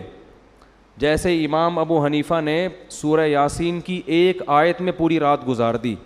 قیامت کے دن اعلان ہوگا، سورہ یاسین میں آتا ہے وَامْتَازُوا الْيَوْمَ أَيُّهَا الْمُجْرِمُونَ، اے مجرموں آج کے تم نیک لوگوں سے، آج کے دن تم نیک لوگوں سے الگ ہو جاؤ. تو امام حنیفہ رحمہ اللہ پوری رات یہ آیت پڑھ کے روتے رہے کہ پتہ نہیں اس وقت میرا حال کیا ہوگا جب اللہ اعلان کرے گا نا کہ اے مجرموں، دنیا میں تو سب ایک ساتھ رہتے ہیں نا، نیک برے سب ایک ہی دسترخوان پہ بیٹھے ہوتے ہیں، دفتروں میں سب ایک ساتھ جاب کر رہے ہیں، ہر جگہ ایک ساتھ، گھر میں ایک بیٹا نیک ہے ایک برا ہے. لیکن قیامت کے دن اعلان ہوگا کہ اے مجرموں آج تم نیک لوگوں سے الگ ہو جاؤ، نیک لوگوں کے ساتھ تمہیں نہیں ٹھکانہ ملے گا آج. تو وہ روتے رہ کہ اس دن یہ پتہ نہیں ہمارا شمار ہوگا کس میں. تو نیک تھے نا، ان کو فکر تھی. تو سلیمان علیہ السلام اپنے وقت کے سب سے افضل ترین پیغمبر، تو اللہ سے دعا کیا کر رہے ہیں، اے اللہ میں اس قابل نہیں ہوں، ادخلنی برحمتی کا. یہ نہیں کہہ رہے اے اللہ میری عبادت کو دیکھتے ہوئے ہونا یہ چاہیے کہ مجھے جو ہے وہ میں ہوں تو ویسے سب سے اچھا ہی. اگر ہم ہوتے تو یوں دعا مانگتے، اے اللہ تجھے پتہ ہے سب سے اچھا تو میں ہوں، کیونکہ میں نے سب کی دکانیں بند کر دی ہیں، میرا چورن مارکیٹ میں بک رہا ہے جس سے میں نے ایسا کر دیا ہے کہ اب کوئی سر اٹھانے کے قابل نہیں ہے. اور وہ بزرگ کی کتاب میں نے فلاں کیڑا نکالا، اس بزرگ کی کتاب میں فلاں کیڑا نکالا، اس بزرگ کی کتاب میں فلاں کیڑا نکال کے میں نے پوری کیڑوں کی ایک بوری جمع کر کے رکھی ہوئی ہے جس پہ کوئی اسپرے کرنے والا نہیں ہے. اتنے کیڑے میں نے، جو ایسا کر رہا ہوتا ہے نا اس کو خود کیڑوں کے علاج کی ضرورت ہوتی ہے. تو میں نے یہ کر دیا، میں نے یہ کر دیا، اب میں ہوں تو اللہ وہ تو سب کو، میرے سبسکرائبر دیکھ کے تجھے اندازہ ہو جانا چاہیے کہ میں سب سے افضل ہوں اس کائنات میں، ٹھیک ہے نا. میرا واچنگ ٹائم ہے اللہ یوٹیوب پہ دیکھ کے تجھے پتہ چل جانا چاہیے کہ وہ تو میں ہوں ہی، تعارف کا میں کسی محتاج نہیں ہوں، ٹھیک ہے. یہ ہم لوگ کی سوچ ہے، اوپر اوپر سے تواضع کر رہے ہوتے ہیں، خاکسار. ہمارے حضرت فرمایا کرتے تھے جو زیادہ تواضع کر رہا ہوں نا اپنے آپ کو کہ میں خاکسار، میں تو احقر، تو اس سے کہو ہاں تم سب سے حقیر آدمی ہو. تو ایسا غضبناک ہوگا نا. احقر کا مطلب ہوتا ہے سب سے حقیر. تو بھائی تو خود ہی تو کہہ رہا ہے سب سے حقیر، تو ہم نے اگر کہہ دیا ہاں تو سچی مچی میں واقعی سب سے حقیر ہے، ایسا تیش میں آئے گا نا غضب میں، اس کا مطلب وہ ڈرامہ کر رہا ہے. ٹھیک ہے نا، سمجھتا نہیں ہے. تو جتنا سمجھتے ہو نا اتنا ہی بولا کرو. تو ہم ہوتے تو ہم کیا کہتے، اللہ میں تو ہوں سب سے افضل، اور میری نیکیاں بھی اور اتنے معجزے بھی مجھے تو نے دیے ہیں.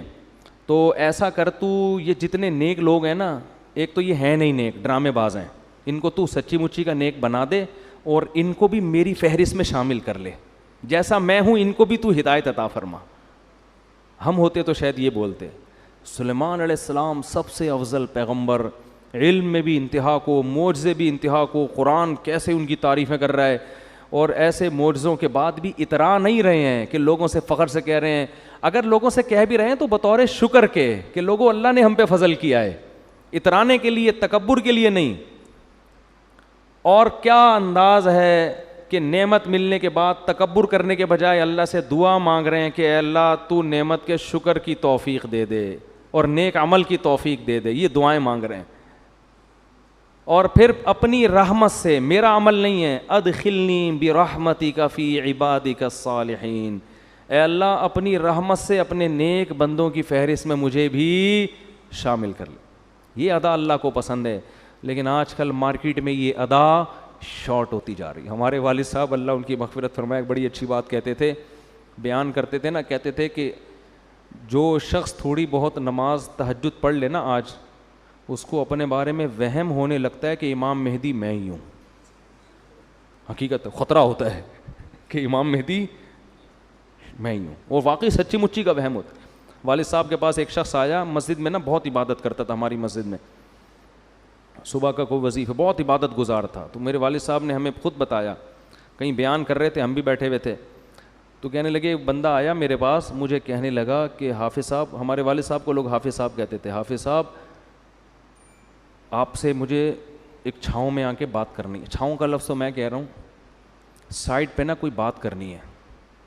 تو والد صاحب نے کہا بھائی بات کرو. تو وہ والد صاحب کہتے ہیں مجھ سے کہنے لگا مجھے کچھ ایسی بشارتیں مل رہی ہیں کہ امام مہدی شاید میں ہی ہوں.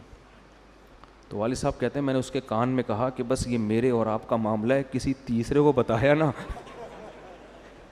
کوئی گارنٹی نہیں ہے وہ کیا کرے گا تمہارے سے, وہ مار بھی سکتا ہے جان سے, بس یہیں دبا دو اس راز کو جو ہے نا. اچھا مشورہ دیا کہ وہ راز وہیں دب گیا, ورنہ تحریک لبیک والوں نے چھوڑنا نہیں تھا اس کو تو وہ راز وہیں دب گیا. اس کو سمجھایا بھائی تو تھوڑا معمول کم کر لے, تو نارمل جیسے لوگ نماز روزہ کرتے ہیں نا اس طرح کر لے, تیرا دماغ کی سیٹنگ کیا. بعد میں سمجھایا, اس وقت تو اتنا وہ اس میں تھا کہ بس وہ میں ہی ہوں امام مہدی. تو اور ادھر سلیمان علیہ السلام کیا کہہ رہے ہیں, ادخلنی برحمتک فی عبادک الصالحین, اے اللہ مجھے بھی اپنی رحمت سے اپنے نیک بندوں میں شامل کر لے. آگے ہدہد کا واقعہ ہے. ہدہد مارکیٹ سے شارٹ تھا, بس 2 منٹ لوں گا اس پہ. سارے پرندے جمع ہو گئے لیکن دیکھا کہ ہدہد مارکیٹ سے شارٹ. اس زمانے میں سلیمان علیہ السلام کے دور میں مارکیٹ سے شارٹ ہونے کی اجازت نہیں تھی. مارکیٹ میں ہر وقت مناسب ریٹ پر اویلیبل ہونا ضروری تھا. تو فرمایا ما لی الا اری الہدہد, مجھے کیا ہو گیا کہ مجھے ہدہد نظر نہیں آ رہا. ام کان من الغائبین, ایسا ہے کہ مجھے نظر نہیں آ رہا یا وہ واقعی مارکیٹ سے شارٹ ہے. یعنی یہ ممکن ہے کہ ہو یہاں کہیں چھپا بیٹھا ہو, مجھے نظر نہیں آ رہا.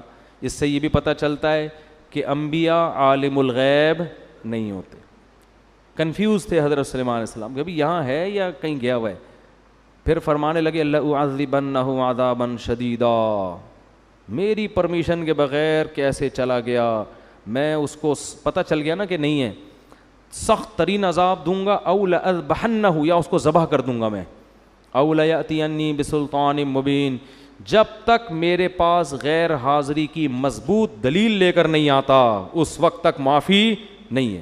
آپ کہیں گے ابھی جانوروں پہ رحم کے فضائل بیان ہو رہے تھے, ابھی ذبح کرنے کی باتیں ہو رہی ہیں, ادھر چیونٹی کو بھی پاؤں نہیں رکھا جا رہا جان کر, ادھر ہدہد کو ذبح کرنے کی دھمکیاں. او بھائی یہ آرمی تھی سلیمان علیہ السلام کی, فوج تھی, اس میں فوجیوں کو مارکیٹ سے شارٹ ہونے کی اجازت, بولو جنگ کے میدان میں جا رہے ہیں اور ایک فوجی نے کہہ دیا بھائی آفیسر, اب وہ جنگ میں بندہ شارٹ ہے, اب ہے بھائی جنگ میں کمانڈر صاحب دیکھ رہے ہیں کہ یار اس بندے کو میں یہاں بٹھا کر گیا تھا, مورچے میں وہ بندہ ہی نہیں ہے, تو وہ نانی سے ملنے گیا ہوا ہے اپنی, ہے بھائی چھوڑ دیں گے فوجی اس کو, بھائی کورٹ مارشل ہو جائے گا. لمحے خطا کرتے ہیں اور صدیاں سزا. تو یہ آرمی کا قانون تھا کہ ہدہد سے تو ایجنسی کا کام لے رہے تھے سلیمان علیہ السلام, خبریں لے کر آ بھائی کسی بھی وقت ہمیں ضرورت پڑ سکتی ہے, اور تو مارکیٹ سے کیا ہو گیا بغیر اطلاع کے شارٹ ہو گیا. تو اس لیے وہاں یہی سوٹیبل ہے, سخت سزا دوں گا یا کاٹ. اگر کچھ بھی عذر نہیں ہے, نانی سے ملنے گیا ہوا ہے, پھپھو سے ملاقات کے لیے گیا ہوا ہے ہدہد, تو پھر کیا ہوگا, پھر تو ذبح, تاکہ دوسرے ہدہد کو آئندہ کے لیے عبرت ہو کہ سلیمان کی فوج سے شارٹ ہونے کی اجازت نہیں ہے. ایسے تھوڑی جہاد ہوتا ہے, تو فوج کا تو لا بالکل ایک الگ ہوتا ہے. تو ہدہد مارکیٹ میں آ گیا نا. فما کسا غیر بعید, ابھی حضرت سلیمان یہ باتیں کر ہی رہے تھے, بھی بندہ کہاں ہے. تو قرآن کہتے ہیں فقال, ایک دم ہدہد آیا, احط بما لم تحط به, اے سلیمان ایسی رپورٹ لے کر آیا ہوں کہ مزہ, اس کے تو الفاظ یہ نہیں تھے ہمارا تو یہی اسٹائل ہے نا, سلیمان علیہ السلام ایسی رپورٹ لے کر آیا ہوں کہ بس مزہ آئے گا آپ کو, ایسی رپورٹ لے کر آیا ہوں. وہ رپورٹ کیا ہے, آپ کا یہ دعویٰ ہے کہ میں دنیا میں اللہ کا نظام نافذ کر رہا ہوں, ہے بھائی اتنی بڑی فوج جس میں جنات بھی ہیں, پرندے بھی ہیں, اور 100 لاکھوں گھوڑے بھی ہیں, اور ایسی زرہیں آپ کے والد بنایا کرتے تھے, اور آپ اور ہواؤں میں اڑ اڑ کے جا رہے ہیں آپ دنیا میں, اور آپ اس خوش فہمی میں ہیں کہ دنیا میں فتح کر چکا ہوں.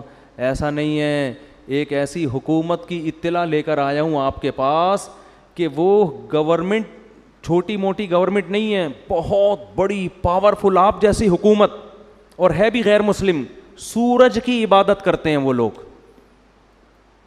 یعنی چھوٹی موٹی حکومت ہوتی تو ہم کہتے کہیں کونے کھانچے میں آپ سے چھپی رہ گئی ہوگی, ہو جاتا ہے چھوٹے موٹے گاؤں تو گوگل بھی ٹریس نہیں کر پاتا نا, گوگل ٹھیک ہے نا, سیٹلائٹ سیاروں سے اوجھل ہو جاتے ہیں, پوری ایک ریاست ہی آپ کی نظر سے اوجھل ہو, تو یہ تو بہت بڑی ہم سب کے لیے شرمندگی کی بات ہے. تو انی وجدت امرأۃ تملکہم، میں ایسی رپورٹ لے کر آ جاؤں، ایک پوری گورنمنٹ ہے جس میں ایک عورت حکومت کر رہی ہے، وَأُوتِيَتْ مِنْ كُلِّ شَيْءٍ، تمام اسباب و وسائل ان کو دیے گئے ہیں، مضبوط پاورفل ہے گورنمنٹ، چھوٹی موٹی حکومت نہیں ہے، لڑنا بھی ان سے آسان نہیں ہے، وَلَهَا عَرْشٌ عَظِيمٌ، بادشاہ لوگ نا اپنے تخت سے اپنی دولت اور اپنے وسائل دکھایا کرتے تھے، تو عرش اس کا تخت بھی معمولی نہیں ہے، لیکن میں دیکھتا ہوں وجدتها وقومها يسجدون للشمس من دون اللہ، پوری ریاست اس ملکہ سمیت اللہ کو چھوڑ کے سورج کو سجدہ کر رہے ہیں، اور آپ کو پتہ ہی کوئی نہیں ہے۔ بھائی اتنا بڑا جرم افراد نہیں کر رہے، پوری ایک اسٹیٹ کر رہی ہے اور بہت پاورفل، اور آپ کو پتہ ہی ہے۔ بھائی آپ یہاں بیٹھے ہیں، میں یہ کر رہا ہوں، میں یہ کر رہا ہوں، آپ کو پتہ ہی کوئی نہیں۔ مولانا منظور چنیوٹی صاحب نے جب یہ ربوہ کا نام چینج کروایا نا، تو جامعہ آئے تو ہم نے حضرت سے پوچھا کہ حضرت کیا ہوا؟ فرمایا کہ ادھر مٹھائیاں بٹ رہی ہیں چنیوٹ میں اور آپ کو پتہ ہی کوئی نہیں۔ تو جب بھی یہ لفظ کہتا ہوں نا پتہ ہی کوئی نہیں، مجھے حضرت مولانا منظور چنیوٹی یاد آتے، فرمانے لگے ادھر مٹھائیاں بٹ، مٹھائی کو فرما رہے تھے مٹھائیاں، پنجابی تھے نا، تو بڑا دیسی لہجہ اچھا لگا مجھے ان کا، کہا ادھر چنیوٹ میں مٹھائیاں بٹ رہی ہیں اور ادھر آپ کو پتہ ہی کوئی نہیں۔ تو بالکل یہی اسٹائل ہدہد کا۔ ہدہد کہہ رہے ہیں سلیمان آپ یہاں باتیں کر رہے ہیں میری یہ حکومت میں، ادھر پوری ایک ریاست ہے، ریاست بھی کمزور نہیں، پاورفل، اور پوری ریاست سجدہ کس کو کرتی ہے؟ اللہ کو چھوڑ کے سورج کو، اور آپ کو پتہ ہی کوئی نہیں ہے۔ پھر آگے ہدہد کی بس تقریر کر کے بیان ختم کرتا ہوں۔ ہدہد کہنے لگا اللہ یسجدوا للہ الذی یخرج الخبء فی السماوات، کہ میری سمجھ میں نہیں آتا جو اللہ آسمانوں اور اندھیروں کو روشنیوں سے جدا کرنے والا ہے اور ہمارے پوشیدہ اور ظاہر باتوں کو جانتا ہے، اس اللہ کو چھوڑ کر ان کمبختوں کو ہو کیا گیا کہ کس کو سجدہ کر رہے ہیں؟ ہدہد کو۔ اتنی کھوپڑی اللہ نے ہدہد کو بھی دی ہے، شیطان کو، اس کو سورج کو، تو ان کو ہو کیا گیا کہ اللہ کو چھوڑ کے سجدہ کس کو کر رہے ہیں؟ سورج۔ تو اتنی کھوپڑی اللہ نے ہدہد کو بھی دی ہے کہ مخلوق کے سامنے سجدہ کرنے والے سینس لیس ہوتے ہیں۔ اگر جب وہ ہدہد دیکھتے ہوں گے کہ اتنے سارے لوگ پتھر کے بنے ہوئے بتوں کو سجدہ کرتے ہیں، تو اگر ان ہدہدوں کو اللہ زبان دے دینا اور ہماری سمجھ میں آ جائے کہ یہ کیا کہہ رہے ہیں، تو یہ مندروں پہ بیٹھ کے یہی کہتے رہیں گے کہ بھائی ان کو کیا ہو گیا کہ خدا کو چھوڑ کے، وہ سورج تو پھر بھی چڑھتا ہے نا آسمان پہ، اتنی خدمت کر رہا ہے، یہ بت تو کچھ بھی نہیں کر رہا۔ اور پھر اللہ لا الہ الا هو رب العرش العظیم، پھر ہدہد کہنے لگا اللہ وہ ذات ہے جس کے سوا کوئی عبادت کے لائق نہیں، اور وہ بہت بڑے عرش کا مالک ہے۔ سلیمان علیہ السلام نے پھر آگے کہا بھائی دیکھ تو نے، بعض دفعہ انسان جب غائب ہوتا ہے نا تو کچھ کہانیاں گنتیاں سیکھ کے آ جاتا ہے، جو بھی مارکیٹ سے شارٹ ہوگا جب مارکیٹ میں آئے گا کچھ تو کہانی سنائے گا نا۔ کیا خیال ہے بھائی؟ حضرت سلیمان نے سوچا کہ توحید پہ تقریر بھی کر دی اس نے۔ جو جھوٹ بولتا ہے نا، جو جھوٹا ہوتا ہے، وہ جھوٹ کو بہت خوشنما نعروں میں رکھ کے پیش کرتا ہے، تو اس کا امکان تھا اگر دیکھو ہدہد آ کے صرف اتنی تقریر کر دیتا کہ جی آپ کو پتہ نہیں ہے میں خبر لے کر آیا ہوں، ایک گورنمنٹ ہے اور وہ یہ کچھ کر رہی ہے، چپ ہو جاتا، حضرت سلیمان شاید سمجھ جاتے کہ سچ بول رہا ہے، لیکن آگے اس نے پوری توحید پہ تقریر شروع کر دی، تو اس بات کا امکان تھا کہ فنٹر بننے کی کوشش کر رہا ہے، ٹھیک ہے نا، اس بات کا امکان تھا کہ جھوٹ بول رہا ہے لیکن فنٹر گیری کر رہا ہے یہ، کہ تاکہ میرا یہ جھوٹ سچا لگے کہ میں توحید کے معاملے میں اتنا سینسٹیو ہوں کہ مجھ سے یہ منظر دیکھا نہیں جا رہا۔ اس لیے حضرت سلیمان نے کہا کہ بھائی یہ 2 نمبر ہی بھی کر سکتا ہے، ٹھیک ہے نا، اتنا نیک اور ایسی توحید پہ تقریر، اور مجھے ان کو کیا ہو گیا اللہ کو چھوڑ کے، ایکچولی میں ڈپریشن میں جا رہا ہوں، میں اسٹریس میں جا رہا ہوں، مجھے سمجھ میں نہیں آ رہا۔ تو جھوٹ بولنے والے بہانے باز بھی اس طرح کر رہے ہوتے ہیں۔ اس لیے سلیمان نے کہا کہ یا تو بہت نیک ہے، ٹھیک ہے نا، تجھے واقعی شرک پہ بڑی تکلیف ہو رہی ہے، یا تو سچ کہہ رہا ہے، تو ہم دیکھیں گے، ایسے تیری بات کا یقین نہیں کریں گے۔ سننظر اصدقت ام کنت من الکاذبین، ابھی ہم تحقیق کریں گے کہ تو سچ کہہ رہا ہے یا تو جھوٹ کہہ رہا ہے، اور پھر یہ خط لے کے جا ملکہ سبا سے، ذرا اس کا جواب لے کر آ۔ ان کو پتہ تھا یہ خط تھوڑی لکھ سکتا ہے، نہ پڑھ سکتا ہے۔ اس سے یہ بھی پتہ چلتا ہے کہ دنیا کی کوئی بھی حکومت ہو، فوج ہو، اس کو خفیہ ایجنسیوں کی بہرحال ضرورت پڑتی ہے جو رپورٹیں لا کے پیش کریں۔ تو سلیمان علیہ الصلاۃ والسلام نے ہدہد کو کہا کہ تو غیر حاضر تھا، جب تک غیر حاضری کی مضبوط دلیل پیش نہیں کرے گا اس وقت تک تیرا عذر قبول نہیں ہوگا. اور اس کو پرچہ پکڑا دیا کہ ملکہ سبا جس کے بارے میں تیرا یہ دعویٰ ہے کہ اس کی ایک بہت بڑی حکومت ہے اور بہت شاندار جاندار حکومت، اور وہ اللہ کو چھوڑ کر سورج کو سجدہ کرتے ہیں، تو میرا یہ خط ہے، یہ ملکہ سبا کو لے جا کے پکڑا دے اور دیکھتے ہیں وہاں سے جواب کیا آتا ہے. اسی سے اندازہ ہو جائے گا کہ یہ واقعی سچ کہہ رہا ہے یا جھوٹ. ہدہد نے لے جا کے وہ ملکہ سبا کو پکڑا دیا. پہلے زمانے میں پرندوں کے ذریعے خط و کتابت ہوتی تھی، اس کے لیے پرندے استعمال ہوتے تھے. پرندوں کو سدھایا جا سکتا ہے، بعض پرندوں کو، ہر ایک پرندے کو نہیں. اچھا یہ جو ہدہد جس کو آج ہم ہدہد کہتے ہیں، یہ وہ والا ہدہد نہیں ہے، کچھ نام چینج ہو گئے ہیں. تو حضرت سلیمان علیہ السلام نے خط لکھا، انہو من سلیمان، پہلے نام لکھا، یہ کس کی طرف سے ہے؟ سلیمان کی طرف سے. وَإِنَّهُ بِسْمِ اللَّهِ الرَّحْمَنِ الرَّحِيمِ، اور اس کا مضمون یہ ہے اللہ کے نام سے شروع کرتا ہوں جو بڑا مہربان اور نہایت رحم کرنے والا ہے. بڑی جان ہے اس کلمے میں. آج لوگ تحریر سے پہلے بسم اللہ نہیں لکھتے، یا تو 786 لکھ دیتے ہیں یا لکھتے ہی نہیں کہ کہیں پیپر گر گیا تو بے ادبی نہ ہو جائے. یہ وہمی ہونے کی علامت ہوتی ہے. اتنا زیادہ ادب تمیز کہ آپ کوئی کام ہی چھوڑ دیں، پھر تو کہیں بھی نہیں لکھنا چاہیے، پھر تو قرآن میں بھی نہیں لکھنا چاہیے. کئی بعض دفعہ قرآن انسان کے ہاتھ سے غلطی سے گر جاتا ہے، اللہ تعالیٰ حفاظت میں رکھے. تو اتنا زیادہ نہیں مسلط کرنا چاہیے اپنے آپ کو، اپنے اوپر ان چیزوں کو.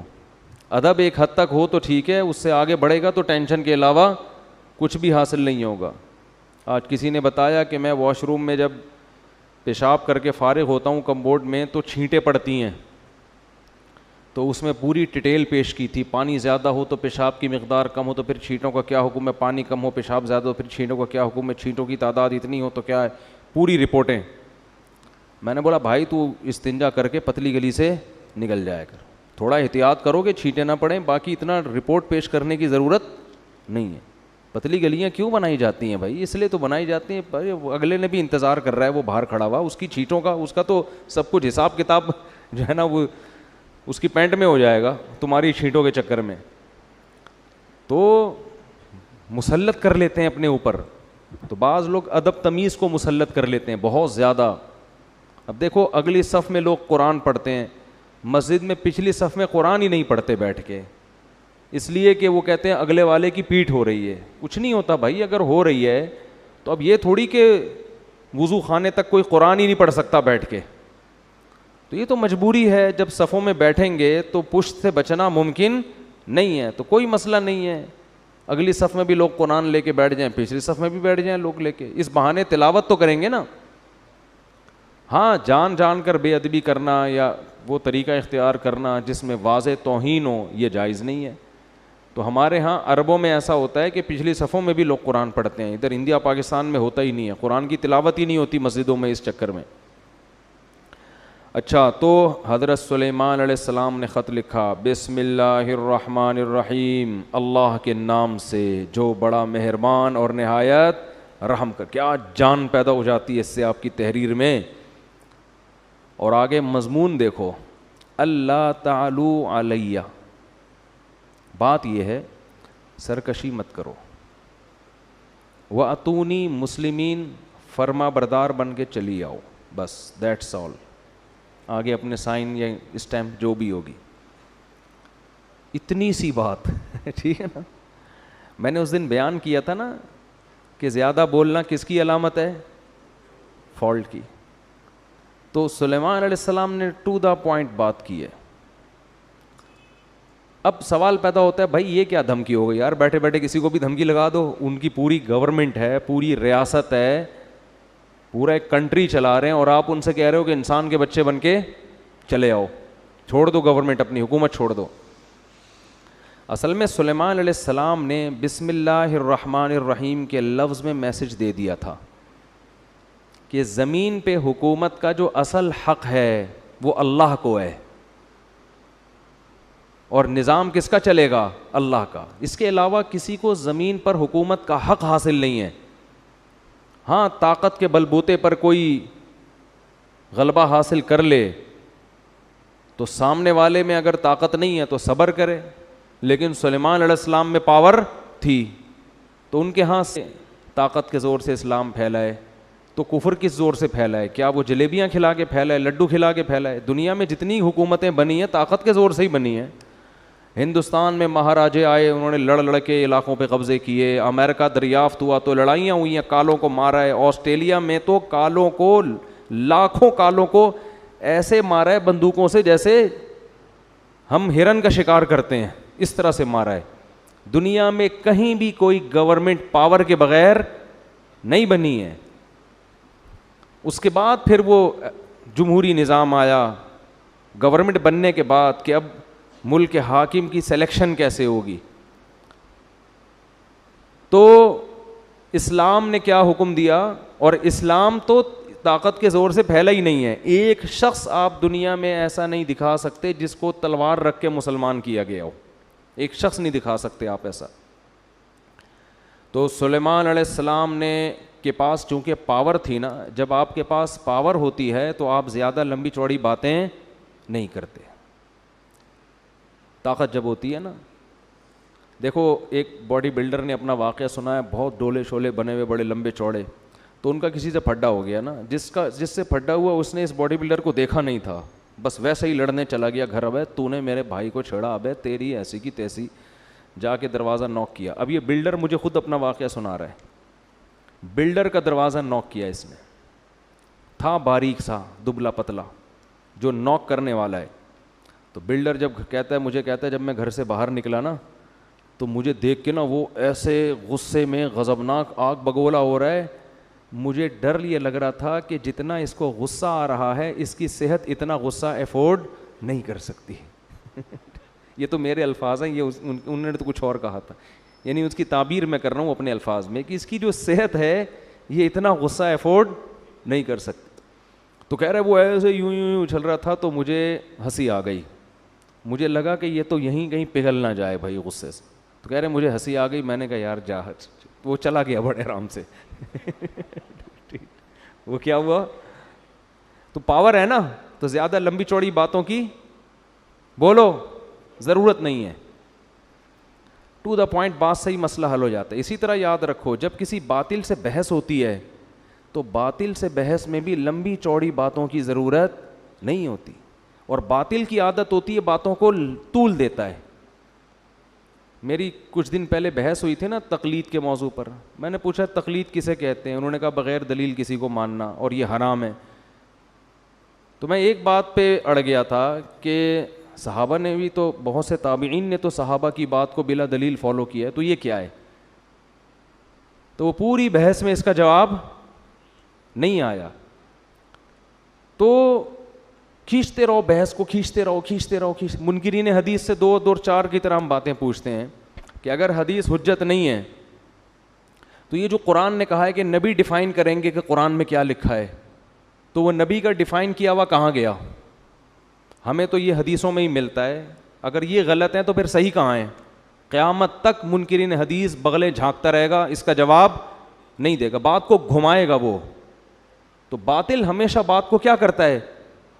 دائیں بائیں گھماتے. قادیانی سے آپ پوچھ لیں کہ فرض کر لو نبی صلی اللہ علیہ وسلم آخری نبی نہیں ہے، نقل کفر نباشت، فرض کر لو، تو اس سے یہ کہاں ثابت ہوتا ہے کہ مرزا نبی ہے؟ حضرت عیسیٰ آخری نبی نہیں تھے، تو کیا ان کے بعد جو بھی نبوت کا دعویٰ کرے وہ نبی ہوگا؟ ایسا تھوڑی ہے. آپ کے ذمے یہ نہیں ہے کہ ختم نبوت کا مسئلہ، آپ کے ذمے مرزا کو نبی ثابت کرنا ہے. تو آؤ اس پہ بات کرتے ہیں کہ مرزا شریف آدمی بھی تھا یا نہیں تھا. آپ شرافت ثابت کر دو، نبی ہم خود ہی مان لیں گے. قادیانی الٹا لٹک جائے گا مگر اس بحث پہ آمادہ نہیں ہوگا، کیونکہ اس کی کتابوں سے پتہ چلتا ہے کہ وہ شریف انسان نہیں تھا. اسی کی کتابوں سے. سمجھتے نہیں ہو میرا خیال ہے بات کو، پھر بھی نکل پڑتے ہو رات کو. تو بحثوں کو الجھانے کی کوشش کی جاتی ہے.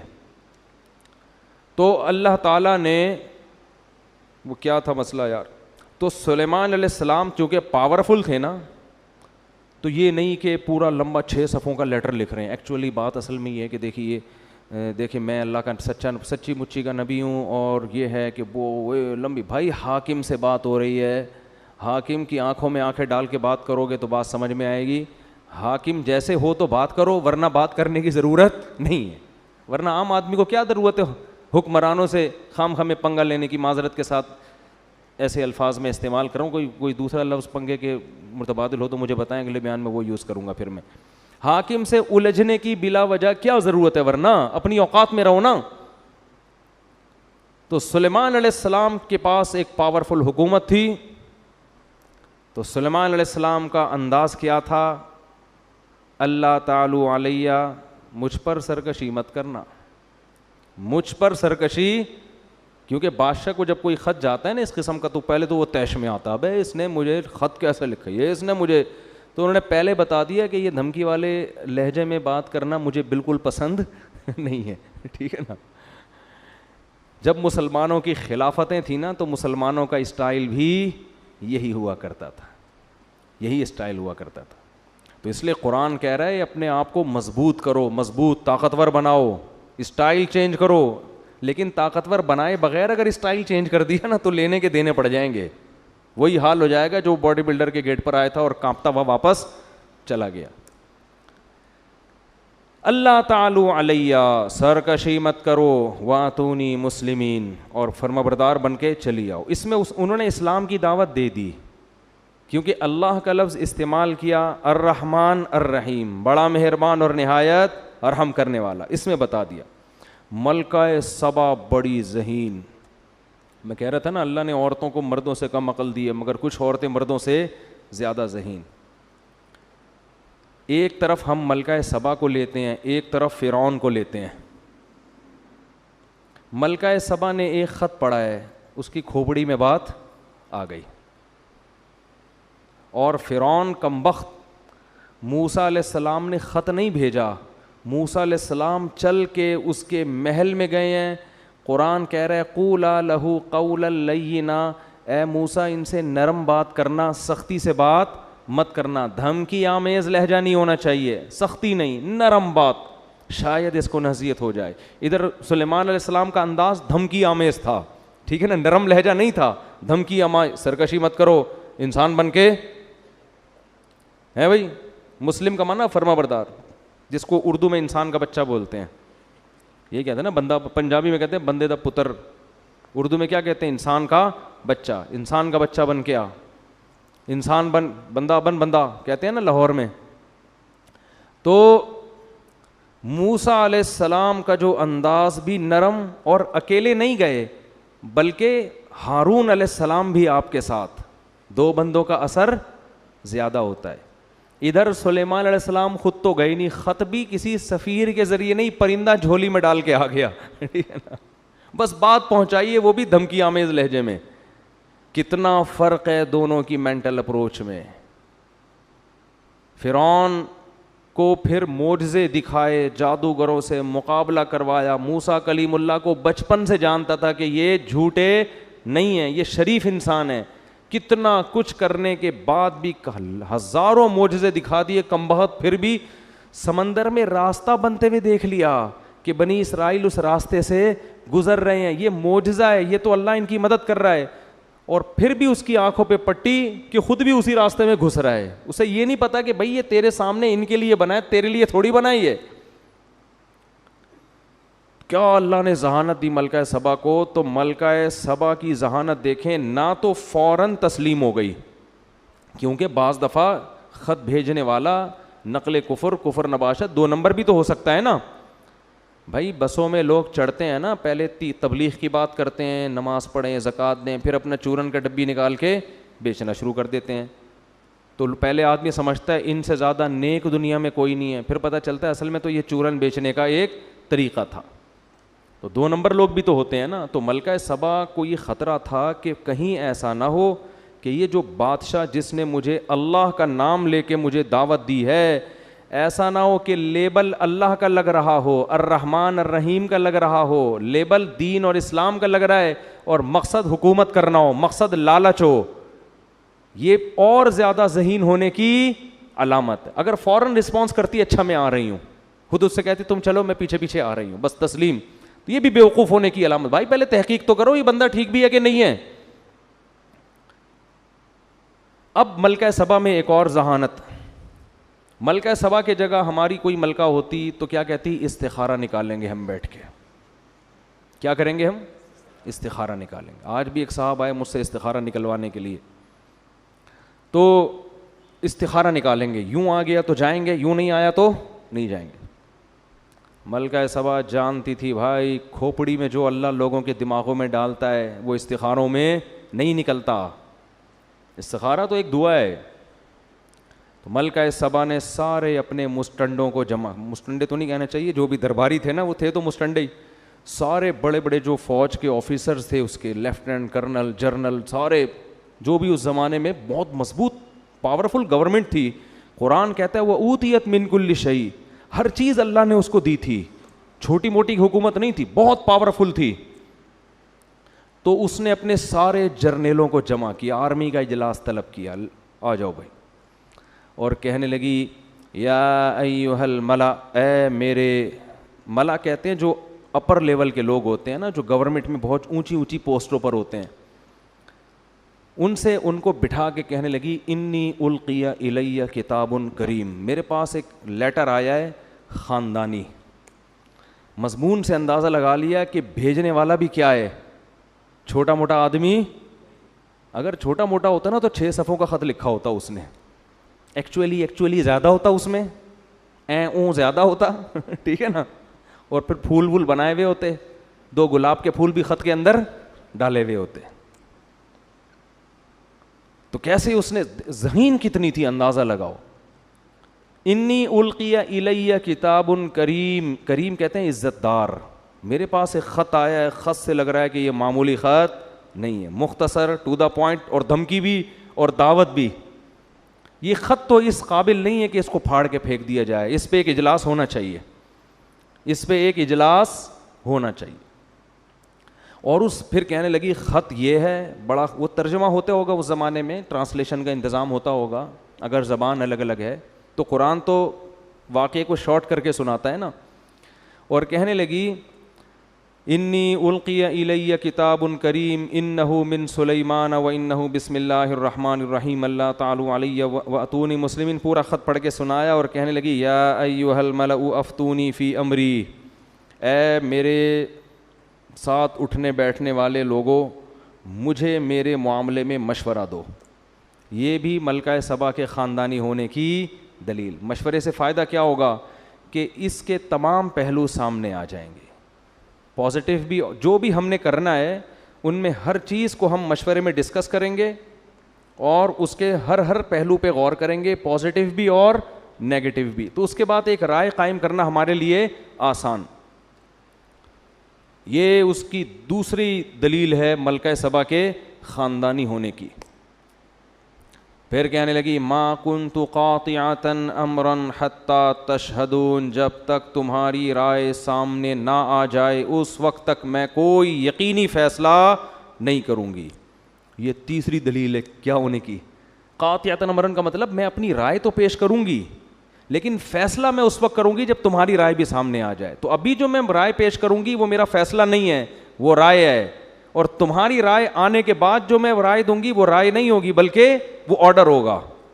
یہ اسٹائل مارکیٹ میں ملے گا آج کل آپ کو کہیں ہے بھائی, یہ ہمیں بھی اسٹائل سکھایا جا رہا ہے ٹھیک ہے نا, کہ ہم بھی اپنے فیصلے بولتے کیوں نہیں کریں. ہم سے قیامت تک کوئی فیصلہ ہوتا ہی نہیں ہے. آج قوت فیصلہ, ڈیسیجن پاور جسے کہتے ہیں نا, وہ مارکیٹ سے کیا ہو گئی ہے, شارٹ. سارے زندگی سوچتے رہتے ہیں کرنا ہے کہ نہیں کرنا ہے, کرنا ہے کہ نہیں کرنا ہے, کرنا ہے کہ نہیں, کوئی طریقہ ہی نہیں ہے نتیجے تک پہنچنے کا. قالوا نحن اولو قوت, وہ پاورفل لوگ تھے, سمجھدار لوگ تھے. انہوں نے بات کیا کی, انہوں نے کہا دیکھو بھائی نحن اولو قوت, ہم پاورفل لوگ ہیں, طاقتور لوگ ہیں, کمزور نہیں ہیں. کیا مطلب, اگر تو لڑائی کا آرڈر دے گی تو بزدلی نہیں دکھائیں گے. یہ کسی ملک کی آرمی کے خاندانی ہونے کی دلیل ہے کہ جب گورنمنٹ مشورہ لے رہی ہو فوج سے کیا خیال ہے بھائی اس کنٹری پہ حملہ کرنے کا, تو فوج یہ نہیں کہ ابھی دیکھیں ایکچولی ابھی تو اتنے سارے مسائل چل رہے ہیں, کیا ابھی پھڈا ختم نہیں ہوا دوسرا پھڈا شروع کر دیا آپ نے ہیں, یہ کوئی بات ہے لڑائی پھڈے, اور خط بھی تو دیکھو نا, خود ہی کہہ رہی ہو خاندانی خط ہے, اوپر سے اس بندے سے لڑواؤ گی ہم کو. معیشت دیکھو کہاں جا رہی ہے, ڈالر دیکھو کہاں جا رہا ہے, وہ بھی لڑائی کی بات. یہ فوج پہ یہ باتیں سوٹ بولو نہیں کرتی, فوج پہ یہ بات سوٹ کرتی, بھائی لڑائی کے لیے ہر وقت تیار ہے, آرڈر کرو بس, آرڈر آپ کا ہوگا. یہ بھی فوج کے کیا خاندانی ہونے کی دلیل. لیکن انہوں نے ایک فالٹ تھا اس میں, فالٹ یہ تھا کیونکہ وہ ملکہ سبا کی طرح ذہین نہیں تھے, فالٹ یہ تھا کہ آپ رائے وہ دیں جو آپ کی اپنی خدمات تو پیش کریں آپ, لیکن آپ سے مشورہ یہ نہیں لیا جا رہا کہ آپ لڑنے کے لیے تیار ہیں یا نہیں, مشورہ آپ سے یہ لیا جا رہا ہے کہ لڑنا مناسب ہے یا نہیں, کیا کریں. اس بارے میں انہوں نے کوئی مشورہ نہیں دیا. تو اس کا مطلب خاندانی تھے مگر اتنے نہیں جتنی ملکہ سبا خاندانی تھی. ظاہر ہے یہ اس سے زیادہ خاندانی ہوتے پھر یہ اس کے باپ بن کے بیٹھے ہوئے ہوتے نا وہاں پہ, ٹھیک ہے نا, اس کی تھوڑی سلیکشن ہوتی. تو والامر الیک, کہنے لگے ہم طاقتور لوگ ہیں, کمزور نہیں ہیں, لڑنے کے لیے ہر وقت تیار ہیں. والامر الیک, لیکن فیصلہ تو نے کرنا ہے, ملک کی حاکم کون ہے, تو ہے.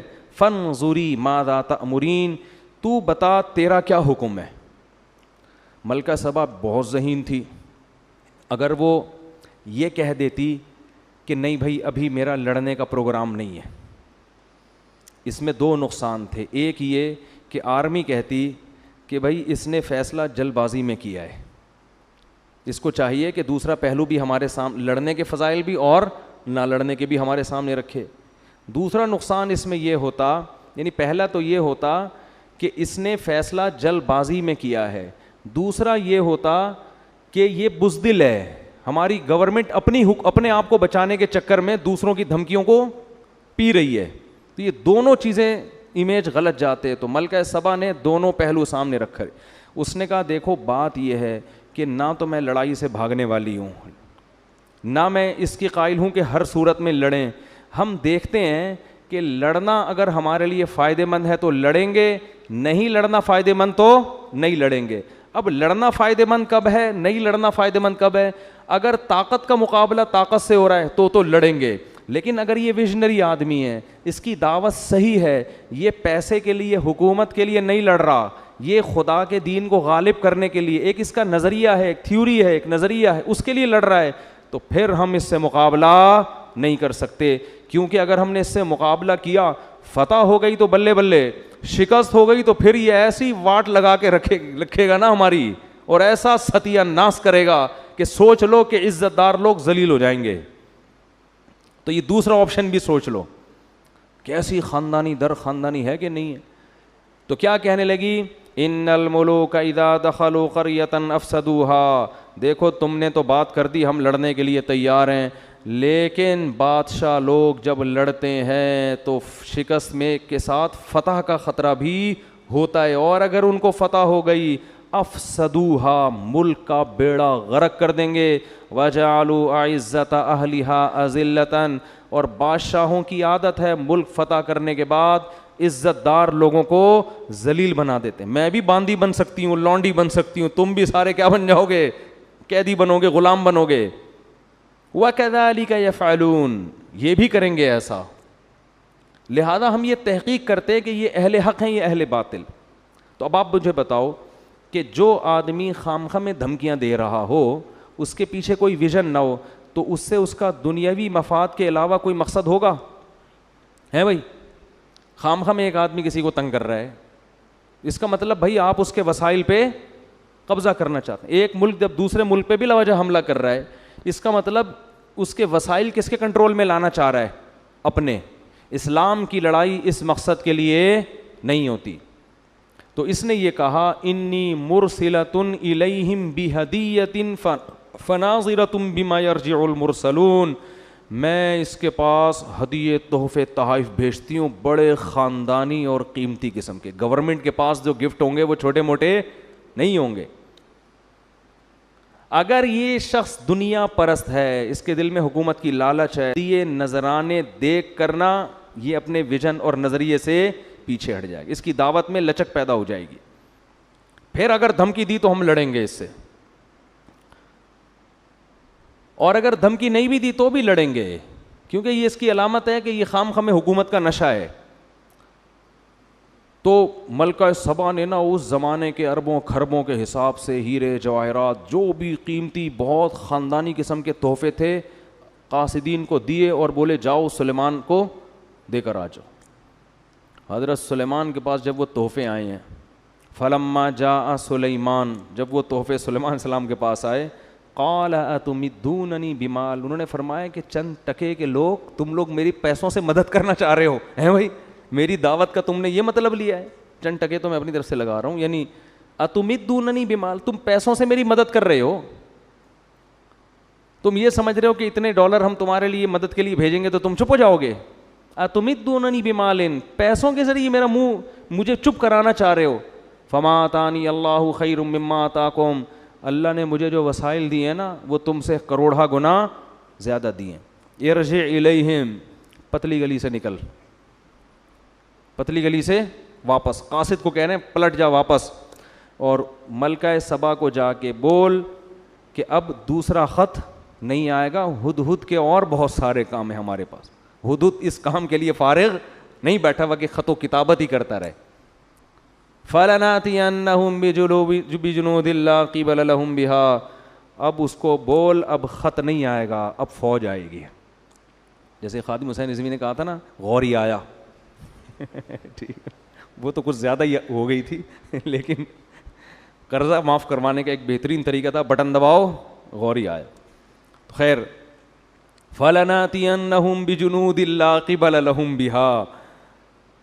مجھے لڈن جعفری کے مرنے کا جتنا افسوس ہوا ہے نا, کیونکہ رمضان میں بڑے زبردست چیزیں آتی رہتی تھیں, مختلف چیزیں آتی رہتی تھیں, آدمی فریش ہوتا رہتا تھا ان کو دیکھ کر. انہوں نے کہا تھا کہ جو لوگ میرے خلاف میم بنا رہے ہیں کوئی بات نہیں, میرے ڈائلاگ دنیا میں چل رہے ہیں, تو میں سمجھا تعریفیں کر رہے ہیں میم بنانے والوں کی نا, خوش ہیں. آخر میں کہتے ہیں اصل میں ان کا اوپر کا اسکرو ڈھیلا ہے. تو حضرت سلیمان نے فرمایا فَلَنَأْتِيَنَّهُمْ بِجُنُودٍ لَّا قِبَلَ لَهُمْ بِهَا, ملکہ سبا سے جا کے بولو, انہی کے قاصد کو کہہ رہے ہیں, ہدہد نہیں بھیج رہے, قاصد کو کہہ رہے ہیں کہ اب خط نہیں آئے گا, میں ایک ایسی فوج لے کر حملہ کروں گا کہ تم اس کے مقابلے میں ٹھہر نہیں سکتے. بھائی اس میں تو جنات بھی ہوں گے, اس میں تو انسان بھی ہوں گے. اور وَلَنُخْرِجَنَّهُم مِّنْهَا أَذِلَّةً وَهُمْ صَاغِرُونَ, اور ہم ان کو ان کے ملک سے ذلیل کر کے نکالیں گے, اور یہ سب عزت دار لوگ رسوا ہو جائیں گے. پھر ہم اتنے عزت سے نہیں, لڑائی ہوگی تو پھر لڑائی کا انجام تمہیں پتہ ہے کیا ہوتا ہے.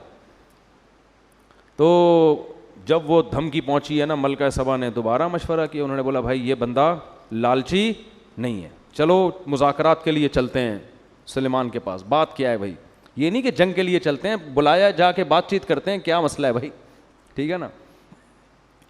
تو قرآن کہہ رہا ہے کہ حضرت سلیمان کو اطلاع مل گئی کہ ملکہ سبا وہاں سے چل پڑی ہے. حضرت سلیمان علیہ السلام چاہتے تھے کہ ملکہ سبا کو ہم نے دعوت دینی ہے, لڑائی کے بغیر ہی کام بن جائے تو زیادہ اچھا ہے نا. اسلام حدیث میں آتا ہے کہ لا تتمنوا لقاء العدو, دشمن سے لڑائی کی تمنا کبھی بھی مت کرو. جنگ اسلام میں کوئی پسندیدہ کام نہیں ہے, کوشش کرو کام جنگ کے بغیر ہو جائے. فرمایا فَإِذَا لَقِيتُمْ فَاصْبِرُوا, ہاں اگر جنگ مسلط ہو جائے تو پھر صبر کرو. وَاعْلَمُوا أَنَّ الْجَنَّةَ تَحْتَ ظِلَالِ السُّيُوفِ, اور یقین کر لو جنت تلواروں کی چھاؤں میں رکھی ہے اللہ نے. کیسی زبردست حدیث ہے. تو حضرت سلیمان بھی چاہتے تھے کہ خام خواہ میں جنگ نہ ہو. اگر بھئی آرام سے یہ مسلمان ہو جاتی ہے تو کیا ضرورت ہے ہمیں جنگ کرنے کی, اور یہ مسلمان ہوگی تو پوری قوم نیچے مسلمان ہو جائے گی. تو سلیمان علیہ السلام نے ارادہ کیا اس کو اپنے کچھ معجزے پہلے سے دکھائیں, تاکہ وہ دیکھ کے یقین کر لے کہ یہ انسان کے بس میں نہیں ہے, ان کے ساتھ کون ہے, اللہ ہے, اور یہ اللہ کے سچے نبی ہیں. اس کے لیے سلیمان علیہ السلام نے ترکیب یہ سوچی کہ ہم ایسا کرتے ہیں کہ ملکہ سبا کا اتنا بڑا عالی شان تخت, ہیرے جواہرات اس میں جڑے ہوئے اور ٹنوں من اس کا وزن, وہ کسی جن کو ٹھیکہ دو پہلے ہی اٹھا کے لے آیا وہ. تو جب وہ یہاں آ کے دیکھے گی تو حیران ہو جائے گی نا. تو یہ کام تو انسان کے بس میں ہے نہیں. اس زمانے میں جہاز تھوڑی تھے, جو ہوائی جہاز ہیں یہ تھوڑی تھے اس زمانے میں, اور شپ کے ذریعے آنے میں تو کئی مہینے لگ جاتے تھے. تو اس لیے سلیمان علیہ السلام نے اپنے دربار میں کہا یا ایھا الملأ ایکم یاتینی بعرشھا قبل ان یاتونی مسلمین. ہاں بھائی, تم میں کوئی ایسا بندہ ہے, کوئی ایسی مخلوق بیٹھی ہوئی ہے جو ملکہ سبا کے یہاں پہنچنے سے پہلے, اس کو بھی کئی مہینے لگیں گے یا 1 مہینہ یا 2 مہینہ لگے گا, تو اس کے یہاں پہنچنے سے پہلے کون اس کا تخت اٹھا کے لے آئے گا. قرآن کہتا ہے, یہ ظاہر ہے انسان کے بچے کا کام نہیں ہے. قال عفریت من الجن انا آتیک بہ قبل ان تقوم من مقامک. ایک جن کھڑا ہوا. عامل لوگ بڑے خوش ہوں گے, دیکھو جنات کے پاس ایسے اختیارات ہیں, وہ یہ بھی کر سکتے ہیں.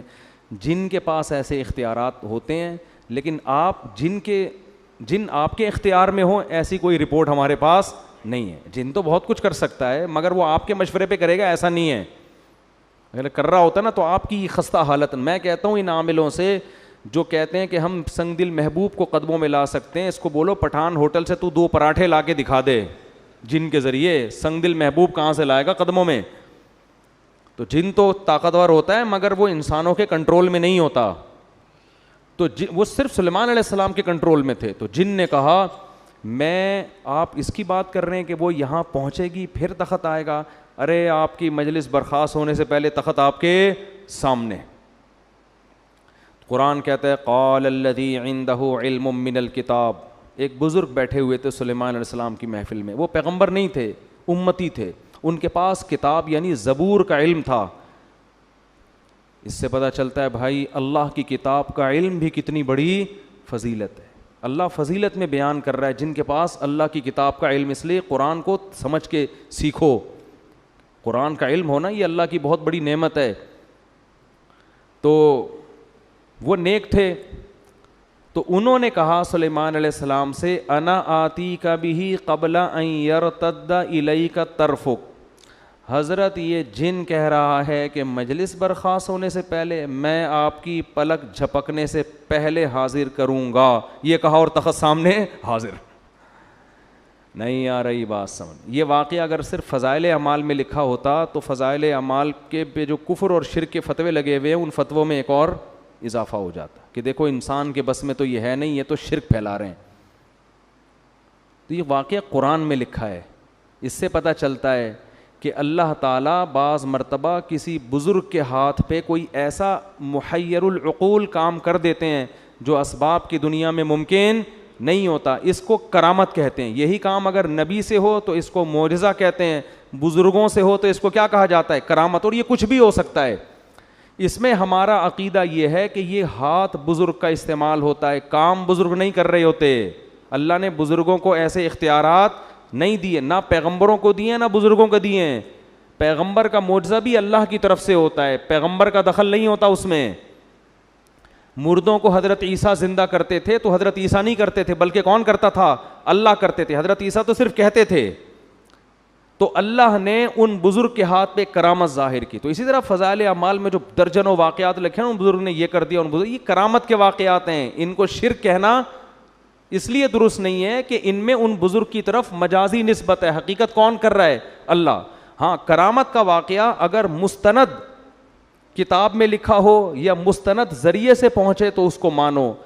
بیان کرنے والا مستند نہیں ہے تو پھر اس کو مت مانو. اب فضائل اعمال میں جو کرامتیں لکھی ہوئی ہیں وہ جن کتابوں سے لی گئی ہیں, وہ کتابیں اگر مستند ہیں تو کرامت کا واقعہ بھی درست, کتابیں مستند نہیں ہیں تو کرامت کا واقعہ درست نہیں ہے. اور دوسری بات یہ کہ جو لوگ فضائل اعمال کے خلاف کلپ بناتے ہیں ان سے کہو اصل کلپ تو اس کتاب کے خلاف بننا چاہیے جس کتاب سے فضائل اعمال نے وہ کرامت لی ہے. اس کتاب کے خلاف کوئی کلپ بنانے کے لیے تیار نہیں ہے, کیونکہ وہ کتابیں بڑے بڑے محدثین کی لکھی ہوئی کتابیں ہیں, اور محدثین کو برا بھلا کہیں گے تو لوگ ان کو جوتے ماریں گے. تو اس لیے انہوں نے فضائل اعمال کو پکڑا ہوا ہے. نہیں آ رہی سمجھ میں میرا خیال ہے بات. تو یہ خیانت ہے بہت بڑی کہ جو اصل کتاب ہے اس کو تو کچھ نہیں کہہ رہے, ٹھیک ہے نا, اور جہاں جو نقل کر رہے ہیں اس کو کہہ رہے ہیں یہ فضائل اعمال اور فضائل صدقات میں شرک بھرا ہوا ہے. تو ان کو شرک کی ڈیفینیشن ہی پتہ نہیں ہے.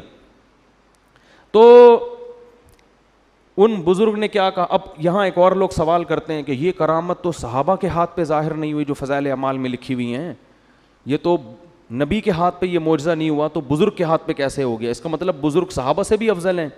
تو یہی سوال ہم یہاں کریں گے کہ سلیمان علیہ السلام تو تخت کو سیکنڈوں میں لا نہیں سکے, لیکن مجلس میں بیٹھے ہوئے بزرگ نے کہا اور تخت سامنے حاضر, تو کیا ہم یہ کہہ سکتے ہیں کہ وہ بزرگ حضرت سلیمان سے افضل ہو گئے؟ نہیں. کرامت کے صدور سے کوئی شخص دوسرے سے افضل نہیں ہو جاتا. کرامت تو اللہ کی طرف سے ایک اکرام ہے بزرگ کا کہ دیکھو میں اس پہ خوش ہوں اور اس کے ہاتھ پہ میں کیسی چیزیں ظاہر کر دیتا ہوں. یہ اس کی علامت نہیں ہے کہ اس وقت دنیا میں سب سے افضل یہی ہے. اور یہ بھی ممکن ہے کہ ایک پیغمبر کے ہاتھ پہ وہ معجزہ ظاہر نہ ہو جو کسی امتی کے ہاتھ پہ کرامت ہو جائے, یہ بھی عین ممکن ہے. باقی افضلیت کا تعلق اعمال سے ہے, کرامتوں سے نہیں ہے. کون افضل ہے سب سے؟ جو شریعت پہ سب سے زیادہ چلتا ہے, تو وہ تو پیغمبر سب سے زیادہ چلتے ہیں نا. اور علماء کہتے ہیں امتی کے ہاتھ پہ کرامت کا ظاہر ہونا یہ پیغمبر ہی کے فضیلت کی دلیل ہے, اس لیے کہ اس امتی کو یہ مقام اس پیغمبر کی امت کے امتی ہونے کی وجہ سے ملا ہے. وہ جو بزرگ تھے نا جنہوں نے کرامت ظاہر کی اور تخت فوراً لے آئے, تو اصل میں یہ فضیلت سلیمان علیہ السلام کی تھی. وہ بزرگ سلیمان علیہ السلام کو فالو کرتے تھے, اسی وجہ سے تو یہ انعام ملا نا ان کو.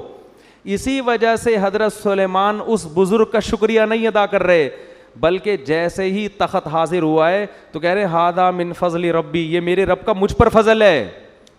نہیں آ رہی بات؟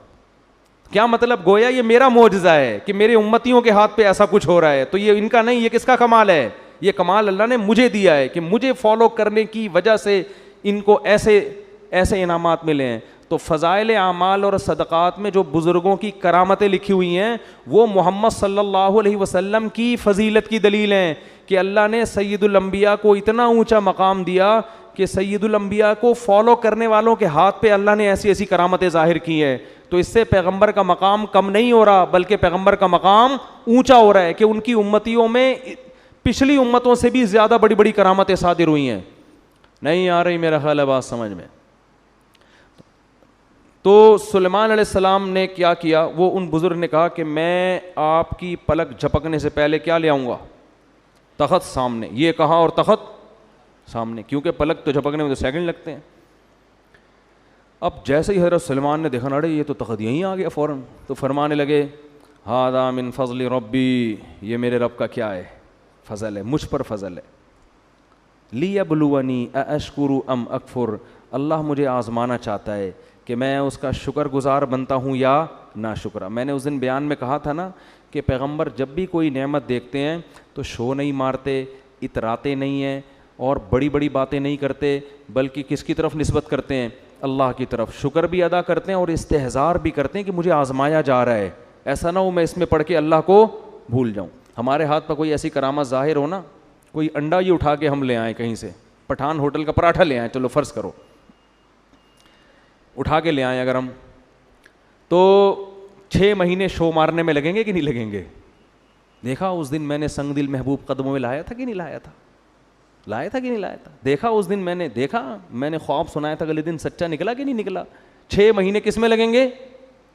شو مارنے میں. ادھر سلیمان علیہ السلام یہ نہیں کہہ رہے فخر, دیکھو میرے امتیوں میں ایسے ایسے لوگ ہیں ہزاروں کلومیٹر دور سے تخت سیکنڈوں میں ایسا ہی تھوڑی یہاں بیٹھا ہوا ہوں بھائی, ایسا ہی تھوڑی, بہت سے پیغمبروں سے اللہ نے مجھے فضیلت دی ہے, ایسی کچھ نہیں. بلکہ کیا کہہ رہے ہیں؟ یہ میرے رب کا فضل ہے, میرا کمال نہیں ہے, اور میرے رب نے مجھ پر یہ فضل اس لیے کیا لیبلونی, مجھے آزما رہا ہے وہ. اشکر ام اکفر, کہ میں شکر گزار بنتا ہوں یا ناشکرا. آگے کہنے ومن شکر فانما یشکر لنفسی, دیکھو جو شکر کرتا ہے اپنے خود ہی فائدہ ہوگا اس کا, اللہ کو کوئی فائدہ نہیں ہے. ومن کفر فان ربی غنی کریم, اور جو ناشکری کرے گا اللہ کا کوئی نقصان نہیں ہے, میرا رب بے پرواہ ہے, اسے انسانوں کے شکر کی ضرورت نہیں ہے, کریم عزت دار پہلے سے ہے, وہ کسی کی ناشکری سے اس کی عزت میں کمی نہیں ہوتی. اب جب تخت آ گیا نا, تو اب سلیمان علیہ السلام نے سوچا ملکہ سبا آتے ہی یہ تو اس تخت کو پہچان جائے گی, کیونکہ ایک دم 100% وہی تخت، اس جیسا تو کسی کا نہیں ہے. تو اسے تھوڑا سرپرائز دینے کے لیے ہم اس تخت میں تھوڑی سی چینجنگ کرتے ہیں تاکہ اس کو تھوڑا سوچنا پڑے.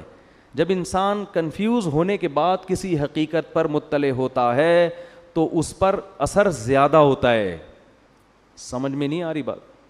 تھوڑا سا کنفیوز ہو نا پھر پتہ چلے بھائی یہ وہی ہے. جیسے حضرت یوسف جب مصر کے بادشاہ بنے نا تو جو ان کے بھائی جب گئے ہیں تو حضرت یوسف کو پہچانا نہیں, لیکن کنفیوز ہو گئے تھے کہ ان کی شکل کس سے مل رہی ہے, ہمارے بھائی سے. پھر یوسف علیہ السلام نے بھی ان کو بتایا نہیں کہ میں تمہارا بھائی ہوں, بلکہ ان سے پوچھا کہ تمہیں پتہ ہے تم نے اپنے بھائی کے ساتھ کیا کیا تھا کنویں میں, یہ نہیں بتایا کہ میں وہی ہوں. یہ سوال پوچھنا تھا کہ بھائی سمجھ گئے کہ یہ کون ہے, کیونکہ یہ واقعہ تو یوسف کے علاوہ کسی کو معلوم نہیں تھا. تو یہ بھی تھوڑا سا نا تردد میں ڈال کے کسی کو حقیقت بتانا, اس میں زیادہ لطف ہوتا ہے, اس میں زیادہ مزہ ہوتا ہے, اور اس میں جو آپ اس کو سکھانا چاہتے ہیں وہ زیادہ اچھی طرح سے سیکھتا ہے. تو سلیمان علیہ السلام نے کہا نکروا لہا عرشہا, ذرا اس کا جو تخت ہے اس کی سیٹنگ تھوڑی سی کیا کر دو, چینج کر دو, یہ والا نٹ بولٹ تھوڑا وہاں لگا دو, یہ والا وہاں لگا دو, اس طرح کر دو. جب ملکہ سبا وہ مہینوں کا سفر کر کے پہنچی ہے تو سلیمان علیہ السلام نے ملکہ سبا سے کہا اچھا ہمارے ہاں کوئی متعصب قسم کے صوفی ہوتے تو کہتے حضرت آپ لیڈیز سے بات نہ کریں. یہ بھی ایک طبقہ ہے ہمارے ہاں جو تقوی میں اتنا آگے نکل جاتا ہے. ایک طرف تو ایسا لبرل طبقہ ہے جنہوں نے پردہ ہی ختم کر دیا کہ مرد اور لڑکیاں ساتھ بیٹھ کے گپے ماریں. میں جب بھی ٹیلی ویژن کے کسی پروگرام میں جاتا ہوں پہلے یہ ان کو آرڈر دیتا ہوں میرے ساتھ کسی لڑکی کو بٹھانے کی اجازت نہیں ہے. اس کی میں نے بہت سختی کی ہوئی ہے. یہ علماء کے وقار کے خلاف ہے کہ جوان لڑکیاں بن ٹھن کے آئی ہوئی ہیں مفتی صاحب سے انٹرویو لے رہی ہیں, تو آپ پردے کی تبلیغ کیسے کرو گے دنیا کے سامنے؟ ہاں اس پہ جو ہے نا کال پہ کوئی انٹرویو ریکارڈ کرا کے, میرے کچھ انٹرویو ایسے ہیں جس میں یہ دکھایا کہ کوئی لڑکی مجھ سے انٹرویو لے رہی ہے, وہ سامنے نہیں بیٹھی ہیں, وہ انہوں نے مجھ سے ویڈیو انٹرویو ریکارڈ کروا کے پھر چلایا اس اسٹائل میں کہ جیسے ایسا لگ رہا ہے کہ وہ سامنے میرے بیٹھی ہوئی ہیں, تو وہ ایڈیٹنگ ہوئی ہے. تو ایک طبقہ تو ہمارا یہ کہ جنہوں نے پردے کے حکام کی دھجیاں اڑا دی. ایک طبقہ اتنی صوفی پنے کی انتہا کو پہنچا ہوا ہے جہاں عورت سے بات کرنے کی ضرورت ہے وہاں بھی وہ بات کرنے کے لیے تیار نہیں ہے. اب کوئی خاتون اگر آپ سے مسئلہ پوچھنے کے لیے آ رہی ہے تو پردہ کرنا تو اس کی ذمہ داری ہے. اگر وہ نہیں کر رہی تو آپ کو شریعت نہیں کہتی یہاں سے بھاگ جاؤ فوراً, کہ وہ مسئلہ پوچھنے آئی آپ بھاگیں وہاں سے. آپ بیٹھیں مسئلہ بتائیں. ہاں تنہائی کسی عورت کے ساتھ بند کمرے میں اختیار کرنا اس کی اسلام میں اجازت نہیں ہے, اور آپ اس کو محبت سے پردے کی ترغیب بھی دے دیں. تو ہمارے یہاں کچھ جو اس طرح کے لوگ ہیں نا تو وہ سلیمان علیہ السلام پر یہ اعتراض کہ وہ پہلے سلیمان علیہ السلام کے پاس جا کے کہتے حضرت آپ کو لیڈیز سے بات کرنے کی اجازت نہیں ہے بالکل. تو لیکن پیغمبر تھے کون بولتا. تو سلیمان علیہ السلام نے جب دیکھا کہ ملکہ سبا آئی تو سب سے پہلے اس سے سوال پوچھا اہا کذا عرشک, یہ تخت آپ ذرا دیکھیں بتائیں کہ کیا آپ کا جو تخت ہے اسی ٹائپ کا ہے یا نہیں ہے. تو وہ بڑے حیران ہو گئی کہ یار بالکل اسی جیسا لگ رہا ہے لیکن 100% وہ ہے بھی نہیں. تو کہنے لگی قالت کأنہ ہو, ایسا لگ رہا ہے کہ یہ وہی ہے, یعنی وہ ہے تو نہیں لیکن ایسا لگ رہا ہے کہ گویا کہ یہ وہی ہے. پھر کہنے لگی کہ بڑا کمال آپ نے کیا کہ اسی جیسا تخت ہدہد کی رپورٹوں کے ذریعے اس نے کہیں لا کے نقشہ بتایا ہوگا اور آپ نے اسی جیسا تخت بنا لیا, کیونکہ اس کے تو وہم و گمان میں بھی نہیں کہ سیکنڈوں میں یہ تخت وہاں سے اڑ کے یہاں آ سکتا ہے.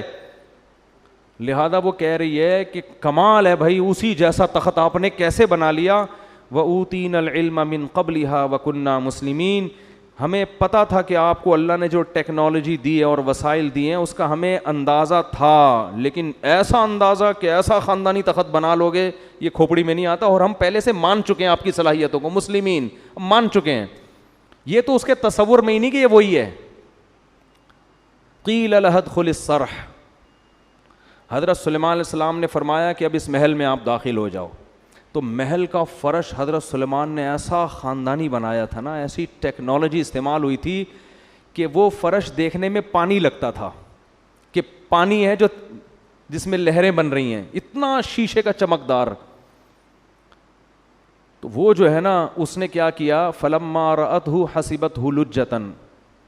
اچھا اس سے یہ بھی پتہ چلتا ہے کہ اللہ نے اگر آپ کو وسائل دیے ہیں تو اچھا گھر بنانا, اچھا ڈیکوریٹ کرنا گھر کو, لائف اسٹائل کو ذرا لگژری بنا لینا, یہ شریعت کے خلاف نہیں ہے. کوئی صوفی وہاں پر ہوتا نالائق ٹائپ کا صوفی, وہ پہلے تو حضرت سلمان کے ملکہ سبا کی اس سے بات چیت پر اس کو اعتراض ہوتا, ایک آپ نامحرم سے بات کیوں کر رہے ہیں آپ, ٹھیک ہے نا. دوسرا اعتراض اس کو یہ ہوتا کہ یہ کیا ہے بھائی, یہ کیا ہے تخت مخت, آپ نے بھی تخت بنایا ہوا, آپ کا اتنا عالی شان تاج ہے, اور یہ آپ نے اتنے خوبصورت فرش بنائے ہوئے ہیں, ٹائلیں لگائی ہوئی ہیں فرش کے اوپر, اور ایسا خاندانی فرش کے دیکھنے میں کیا لگ رہا ہے, پانی لگ رہا ہے. اس زمانے میں ایسا شیشہ بنا لینا کہ پانی لگے, وہ تالاب لگے, یہ کیا بھائی, آپ کو تو ایک جھونپڑے میں رہنا چاہیے, ایک پرانے سے بوسیدہ کپڑا پہن کے اللہ اللہ کرنا چاہیے, یہ کیا بھائی. جب اللہ نے وسائل دیے ہیں تو یہ بھی بولو ٹھیک, اور جب نیت اچھی ہو تو اور زیادہ ٹھیک. نیت کیا ہے بھائی, دنیا پہ جو روب اور دبدبا پڑے گا وہ جھونپڑے دیکھ کے نہیں پڑے گا, وہ اسی دنیا کا اسٹائل یہی ہے. لینڈ کروزر میں کسی کے ہاں رشتہ لینے جاؤ فوراً ملے گا, گدھے پہ بیٹھ کے جاؤ گے کیا خیال ہے, ملے گا. تو جب رشتہ نہیں ملتا بھائی گدھے پہ بیٹھ کے جانے میں, تو کوئی حکومت آپ سے کیسے تسلیم ہو جائے گی آپ کے سامنے, غلیلیں لے کے میدان میں جا رہے ہیں لڑنے کے لیے. تو اسی وجہ سے ہمارے نبی نے بھی اس کا بڑا اہتمام کیا ہے. جب کوئی وفد ہمارے نبی سے ملنے آتا تو آپ اپنے لباس کو چینج کرتے, اچھا لباس پہنتے, اپنے بالوں میں کنگھی کرتے, اور پھر جو دوسرے ملکوں میں آپ سفیر بھیجتے نا مذاکرات کے لیے, ان کی پرسنالٹی بڑی زبردست تھی. جتنے سفیر نبی صلی اللہ علیہ وسلم نے دوسرے ملکوں کے لیے بھیجے ہیں, ان میں مفسرین کہتے ہیں دو چیزیں قدر مشترک تھیں.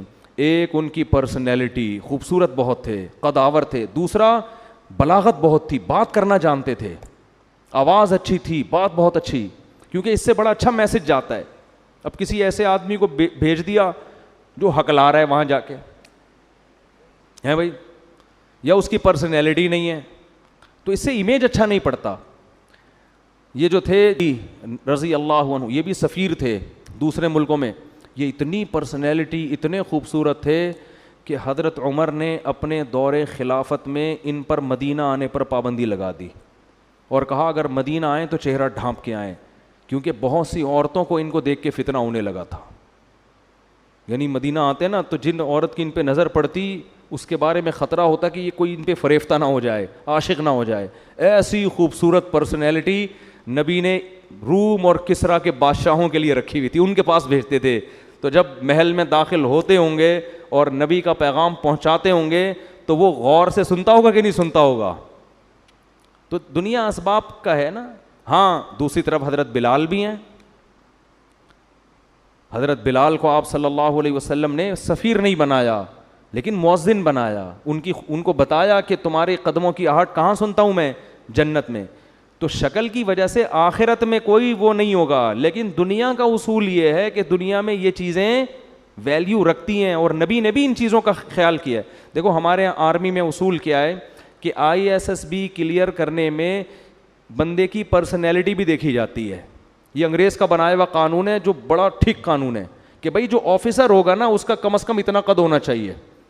وجہ کیا ہے کہ اگر آفیسر کی پرسنالٹی نہیں ہے, پرسنالٹی اس کے ماتحت کی ہے, تو ماتحت بولے گا میرے سے تو 3 فٹ تو میرا فوجی آفیسر تو 3 فٹ کا تو آفیسر ہے میرا, میں اس کو ایک ٹھڈا ماروں یہ 6 کلابازی کھا کے وہاں گرے گا. وہ اطاعت نہیں کرے گا. اطاعت انسان ہمیشہ کس کی کرتا ہے, جو آپ سے برتر ہو. یہ انسان کی نیچر ہے. تبھی تو عورت کو حکم دیا ہے کہ اس کا نکاح اس سے برتر میں ہونا چاہیے, اس سے کمتر میں. یہ اسلام کا حکم ہے کہ عورت کا نکاح اس کے پیرلل یا اس سے افضل میں ہو, اس سے کمتر میں نہ ہو, کیونکہ شوہر سر کا تاج ہے. وہ عورت اس کی اطاعت کرے گی. اگر عورت یہ کہے گی کہ یہ تو مجھ سے بھی کمتر ہے تو وہ اس کو اپنا سر کا تاج نہیں بنائے. اگر PhD لڑکی کی شادی دوسری کلاس میں بھاگے ویسے کر دیں گے, میٹرک میں بھاگے ویسے کر دیں گے, تو وہ لڑکی ذہنی طور پر اس کو اپنا میاں بولو نا نہیں مانے گی. بے جوڑ کی شادی, تبھی تو پھر طلاقیں ہو رہی ہیں. یا تو وہ پھر کوئی اس میں کوئی ایسی خوبی ہو جو اس کے عیب کو چھپا دے. میٹرک فیل ہے, بھاگا ہوا ہے, لیکن کوئی دوسری خاصیت اس کے اندر بہت زیادہ ہے, تو کوئی نہ کوئی ایسا خوبی ہو جو اس کے عیب کو کی تلافی کرے. اگر عیب بھی ہیں پھر وہ جوڑ کے شادی نہیں ہے. تو اس کے اسلام نے بھی ان چیزوں کا بڑا حکم دیا ہے. لوگ سمجھتے ہیں بس اسلام پر عمل کرو تو بس چھوڑ دو دنیا کے سارے اصول, مکھنچوں کی طرح زندگی گزارو, ایسا نہیں ہے. تو خیر جلدی سے میں بات کو سمیٹ کے ختم کرتا ہوں. کیا بات چل رہی تھی پتہ نہیں کہاں سے کہاں پہنچ گئے ہم. تو وہ سفیروں کا نا, ہاں تو وہ ملکہ سبا کو حضرت سلیمان نے کہا یہ تخت, یہ جو ہے نا یہ فرش, اس پہ آؤ, محل میں داخل ہو. تو ملکہ سبا نے کہا یار یہ تو پانی ہے, تالاب ہے یہاں, اس میں کیسے چلوں گی. تو کشفت عن ساقیہا, اپنی جو بھی شلوار تھی, جو بھی ازار تھا, جو بھی ساڑی تھی, کچھ بھی ہوگا, ساڑیاں تو نہیں پہنی ہوں گی, ظاہر ہے ملکہ ہے, شاہانہ لباس ہی ہوگا نا. تو جو بھی لباس تھا اس نے اپنے پائنچے اوپر کر لیے تاکہ میرے پاؤں کپڑے گیلے نہ ہو. حضرت سلیمان قیل لها ادخل الصرح فلما رأته حسبته لجة وكشفت عن ساقيها قال انه صرح ممرد من قوارير. تو حضرت سلیمان نے کہا یہ پانی نہیں ہے, یہ تالاب نہیں ہے, یہ شیشے کا بنا ہوا فرش, ڈیزائن ایسے کیا گیا ہے دیکھنے والا اس کو تالاب سمجھتا ہے. اب یہاں ملکہ سبا نے کہا بھائی یہ خدا کا پیغمبر ہے, ابھی اس نے مجھے تخت دکھا دیا وہاں سے یہاں, اور یہ ایسا فرش تو دنیا میں کسی کا باپ بھی نہیں بنا سکتا. اس نے یہ نہیں کہا مجھے پتہ ہے, یہ دل میں سوچا ہوگا. لوگ پھر کہہ رہے ہوتے ہیں یہ باپ کا لفظ کہاں ہے قرآن میں, دکھاؤ بھائی. تو ہمارا بھی تو کچھ اسٹائل ہے نا بات سمجھانے کا, ہم آج کے زمانے کے لحاظ سے سمجھائیں گے نا. تو ملکہ سبا نے کہا بھائی یہ تو ممکن واقعی اللہ کے سچے پیغمبر ہیں, ان کے پاس وسائل کی کمی نہیں ہے. تو فوراً کہنے لگی قال ربی انی ظلمت نفسی. اب دیکھو حضرت سلیمان سے خطاب نہیں کر رہی, اب کس سے خطاب کر رہی ہے, اللہ سے. یہ بھی اس کے خاندانی ہونے کی دلیل, کیونکہ ان کو یقین آ گیا کہ یہ سب کچھ یہ نہیں کر رہے, اللہ کر رہا ہے مجھے سمجھانے کے لیے کہ تو غلط دین پہ چل رہی تھی. توبہ کی اور کہنے لگی ربی انی ظلمت نفسی, اے اللہ آج تک میں نے سورج کو سجدہ کر کے اپنی جان پہ ظلم کیا ہے. وَأَسْلَمْتُ مَعَ سُلَيْمَانَ لِلَّهِ رَبِّ الْعَالَمِينَ. یہ ایسا خاندانی جملہ ہے, اس سے آپ کو پتہ چلے گا بھائی ایکسٹرا آرڈینری ذہین تھی.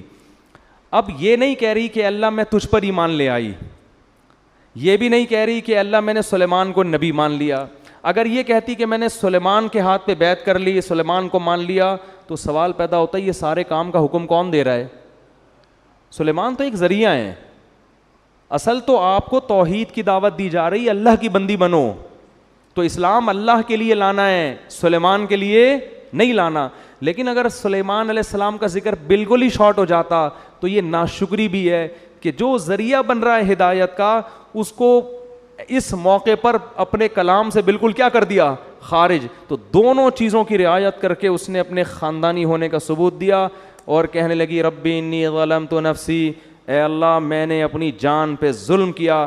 وَأَسْلَمْتُ مَعَ سُلَيْمَانَ لِلَّهِ رَبِّ الْعَالَمِينَ. اے اللہ میں بھی سلیمان کی طرح سلیمان کے ساتھ اس رب پر ایمان لے آئی جو تمام جہانوں کا پالنے والا ہے. میں بھی اس صف میں سلیمان کے ساتھ شریک ہو گئی ہوں, کھڑی ہو گئی. یہ تو پہلے سے تھے, میں بھی ان کی فہرست میں شامل ہو گئی. تو اللہ نے جہاں بھی پیغمبروں کے واقعات ذکر کیے نا, اکثر نالائق قومیں, اکثر کیا 99.9%. قوم عاد کو دیکھیں, قوم ہود کو دیکھیں, قوم عاد کو دیکھیں, قوم سمود کو دیکھیں, قوم لوط کو دیکھیں, قوم ابراہیم کو دیکھیں, قوم فرعون کو دیکھیں, اصحاب مدین کو دیکھیں, سب تباہ ہوئے. کچھ قومیں ایسی ہیں جو گنی جا سکتی ہیں جنہوں نے عقل اور شعور کا مظاہرہ کیا, جذباتی پن سے ہٹ کر پیغمبر کی دعوت پہ شعور کے ساتھ غور کرنا شروع کیا.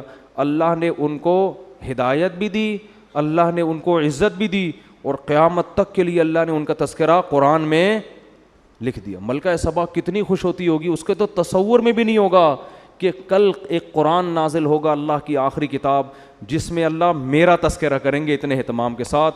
اور حضرت مولانا حضرت مفتی طارق مسعود صاحب دامت برکاتہم, آپ کے حساب سے, میرے حساب سے نہیں, میں تو ایسے ہی آدمی ہوں, آپ لوگ یہ القاب لگاتے ہیں نا, میں یہ کرتا ہوں تکبر سے بچنے کے لیے. جب لوگ کہتے ہیں مفتی طارق مسعود مدّ ظلہ العالیہ, تو میں آگے لگاتا ہوں جو ملا کھا لیا. مدّ ظلہ العالیہ کی دو قسمیں, ایک تو سچی مچی کے ہوتے ہیں جو بزرگ ہوتے ہیں, اور ایک ہوتے ہیں دامت برکاتہم العالیہ جو ملا کھا لیا. تو یہ والے ہم دامت برکاتہم ہیں.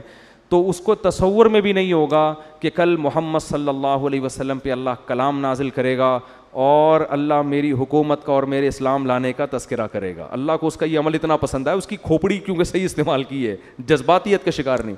اور اس کے تصور میں بھی نہیں ہوگا کہ کل یوٹیوب کے مفتی طارق مسعود صاحب الفلاحیہ مسجد میں بیٹھ کر میرے خاندانی ہونے کے اتنے ثبوت پیش کر رہے ہوں گے. اس کے تصور میں بھی یہ بات نہیں ہوگی. سمجھ میں نہیں آ رہی بات؟ تو یہ عمل ہے ان لوگوں کا جو اللہ کی مان کے چلتے ہیں, اور جو جذبات میں آ کے مخالفت کرتے ہیں وہ تباہ ہو جاتے ہیں. اللہ تعالیٰ سمجھنے کی عمل کی توفیق عطا فرمائے. لوگ آخر میں ایک سوال پوچھتے ہیں کہ ملکہ سبا کی حضرت سلیمان سے شادی ہوئی تھی کہ نہیں ہوئی تھی. اس کے بارے میں کوئی رپورٹ نہیں ہے, لیکن حضرت سلیمان کی 100 بیویاں صحیح بخاری سے ثابت ہیں, تو ایک اور ہونے سے کوئی فرق نہیں ہو رہا, 101 ہو گئی ہوں گی. مسئلہ اس کے لیے ہوتا ہے جس نے ساری زندگی ایک بیوی رکھنی ہے, وہ دنیا میں دین کا کام بھی کر سکتا ہے. وہ خواتین سارا بیان کا بیڑا غرق ہو جائے گا نا, خواتین بول کے پھر آخر میں ترغیب دے دی اس نے.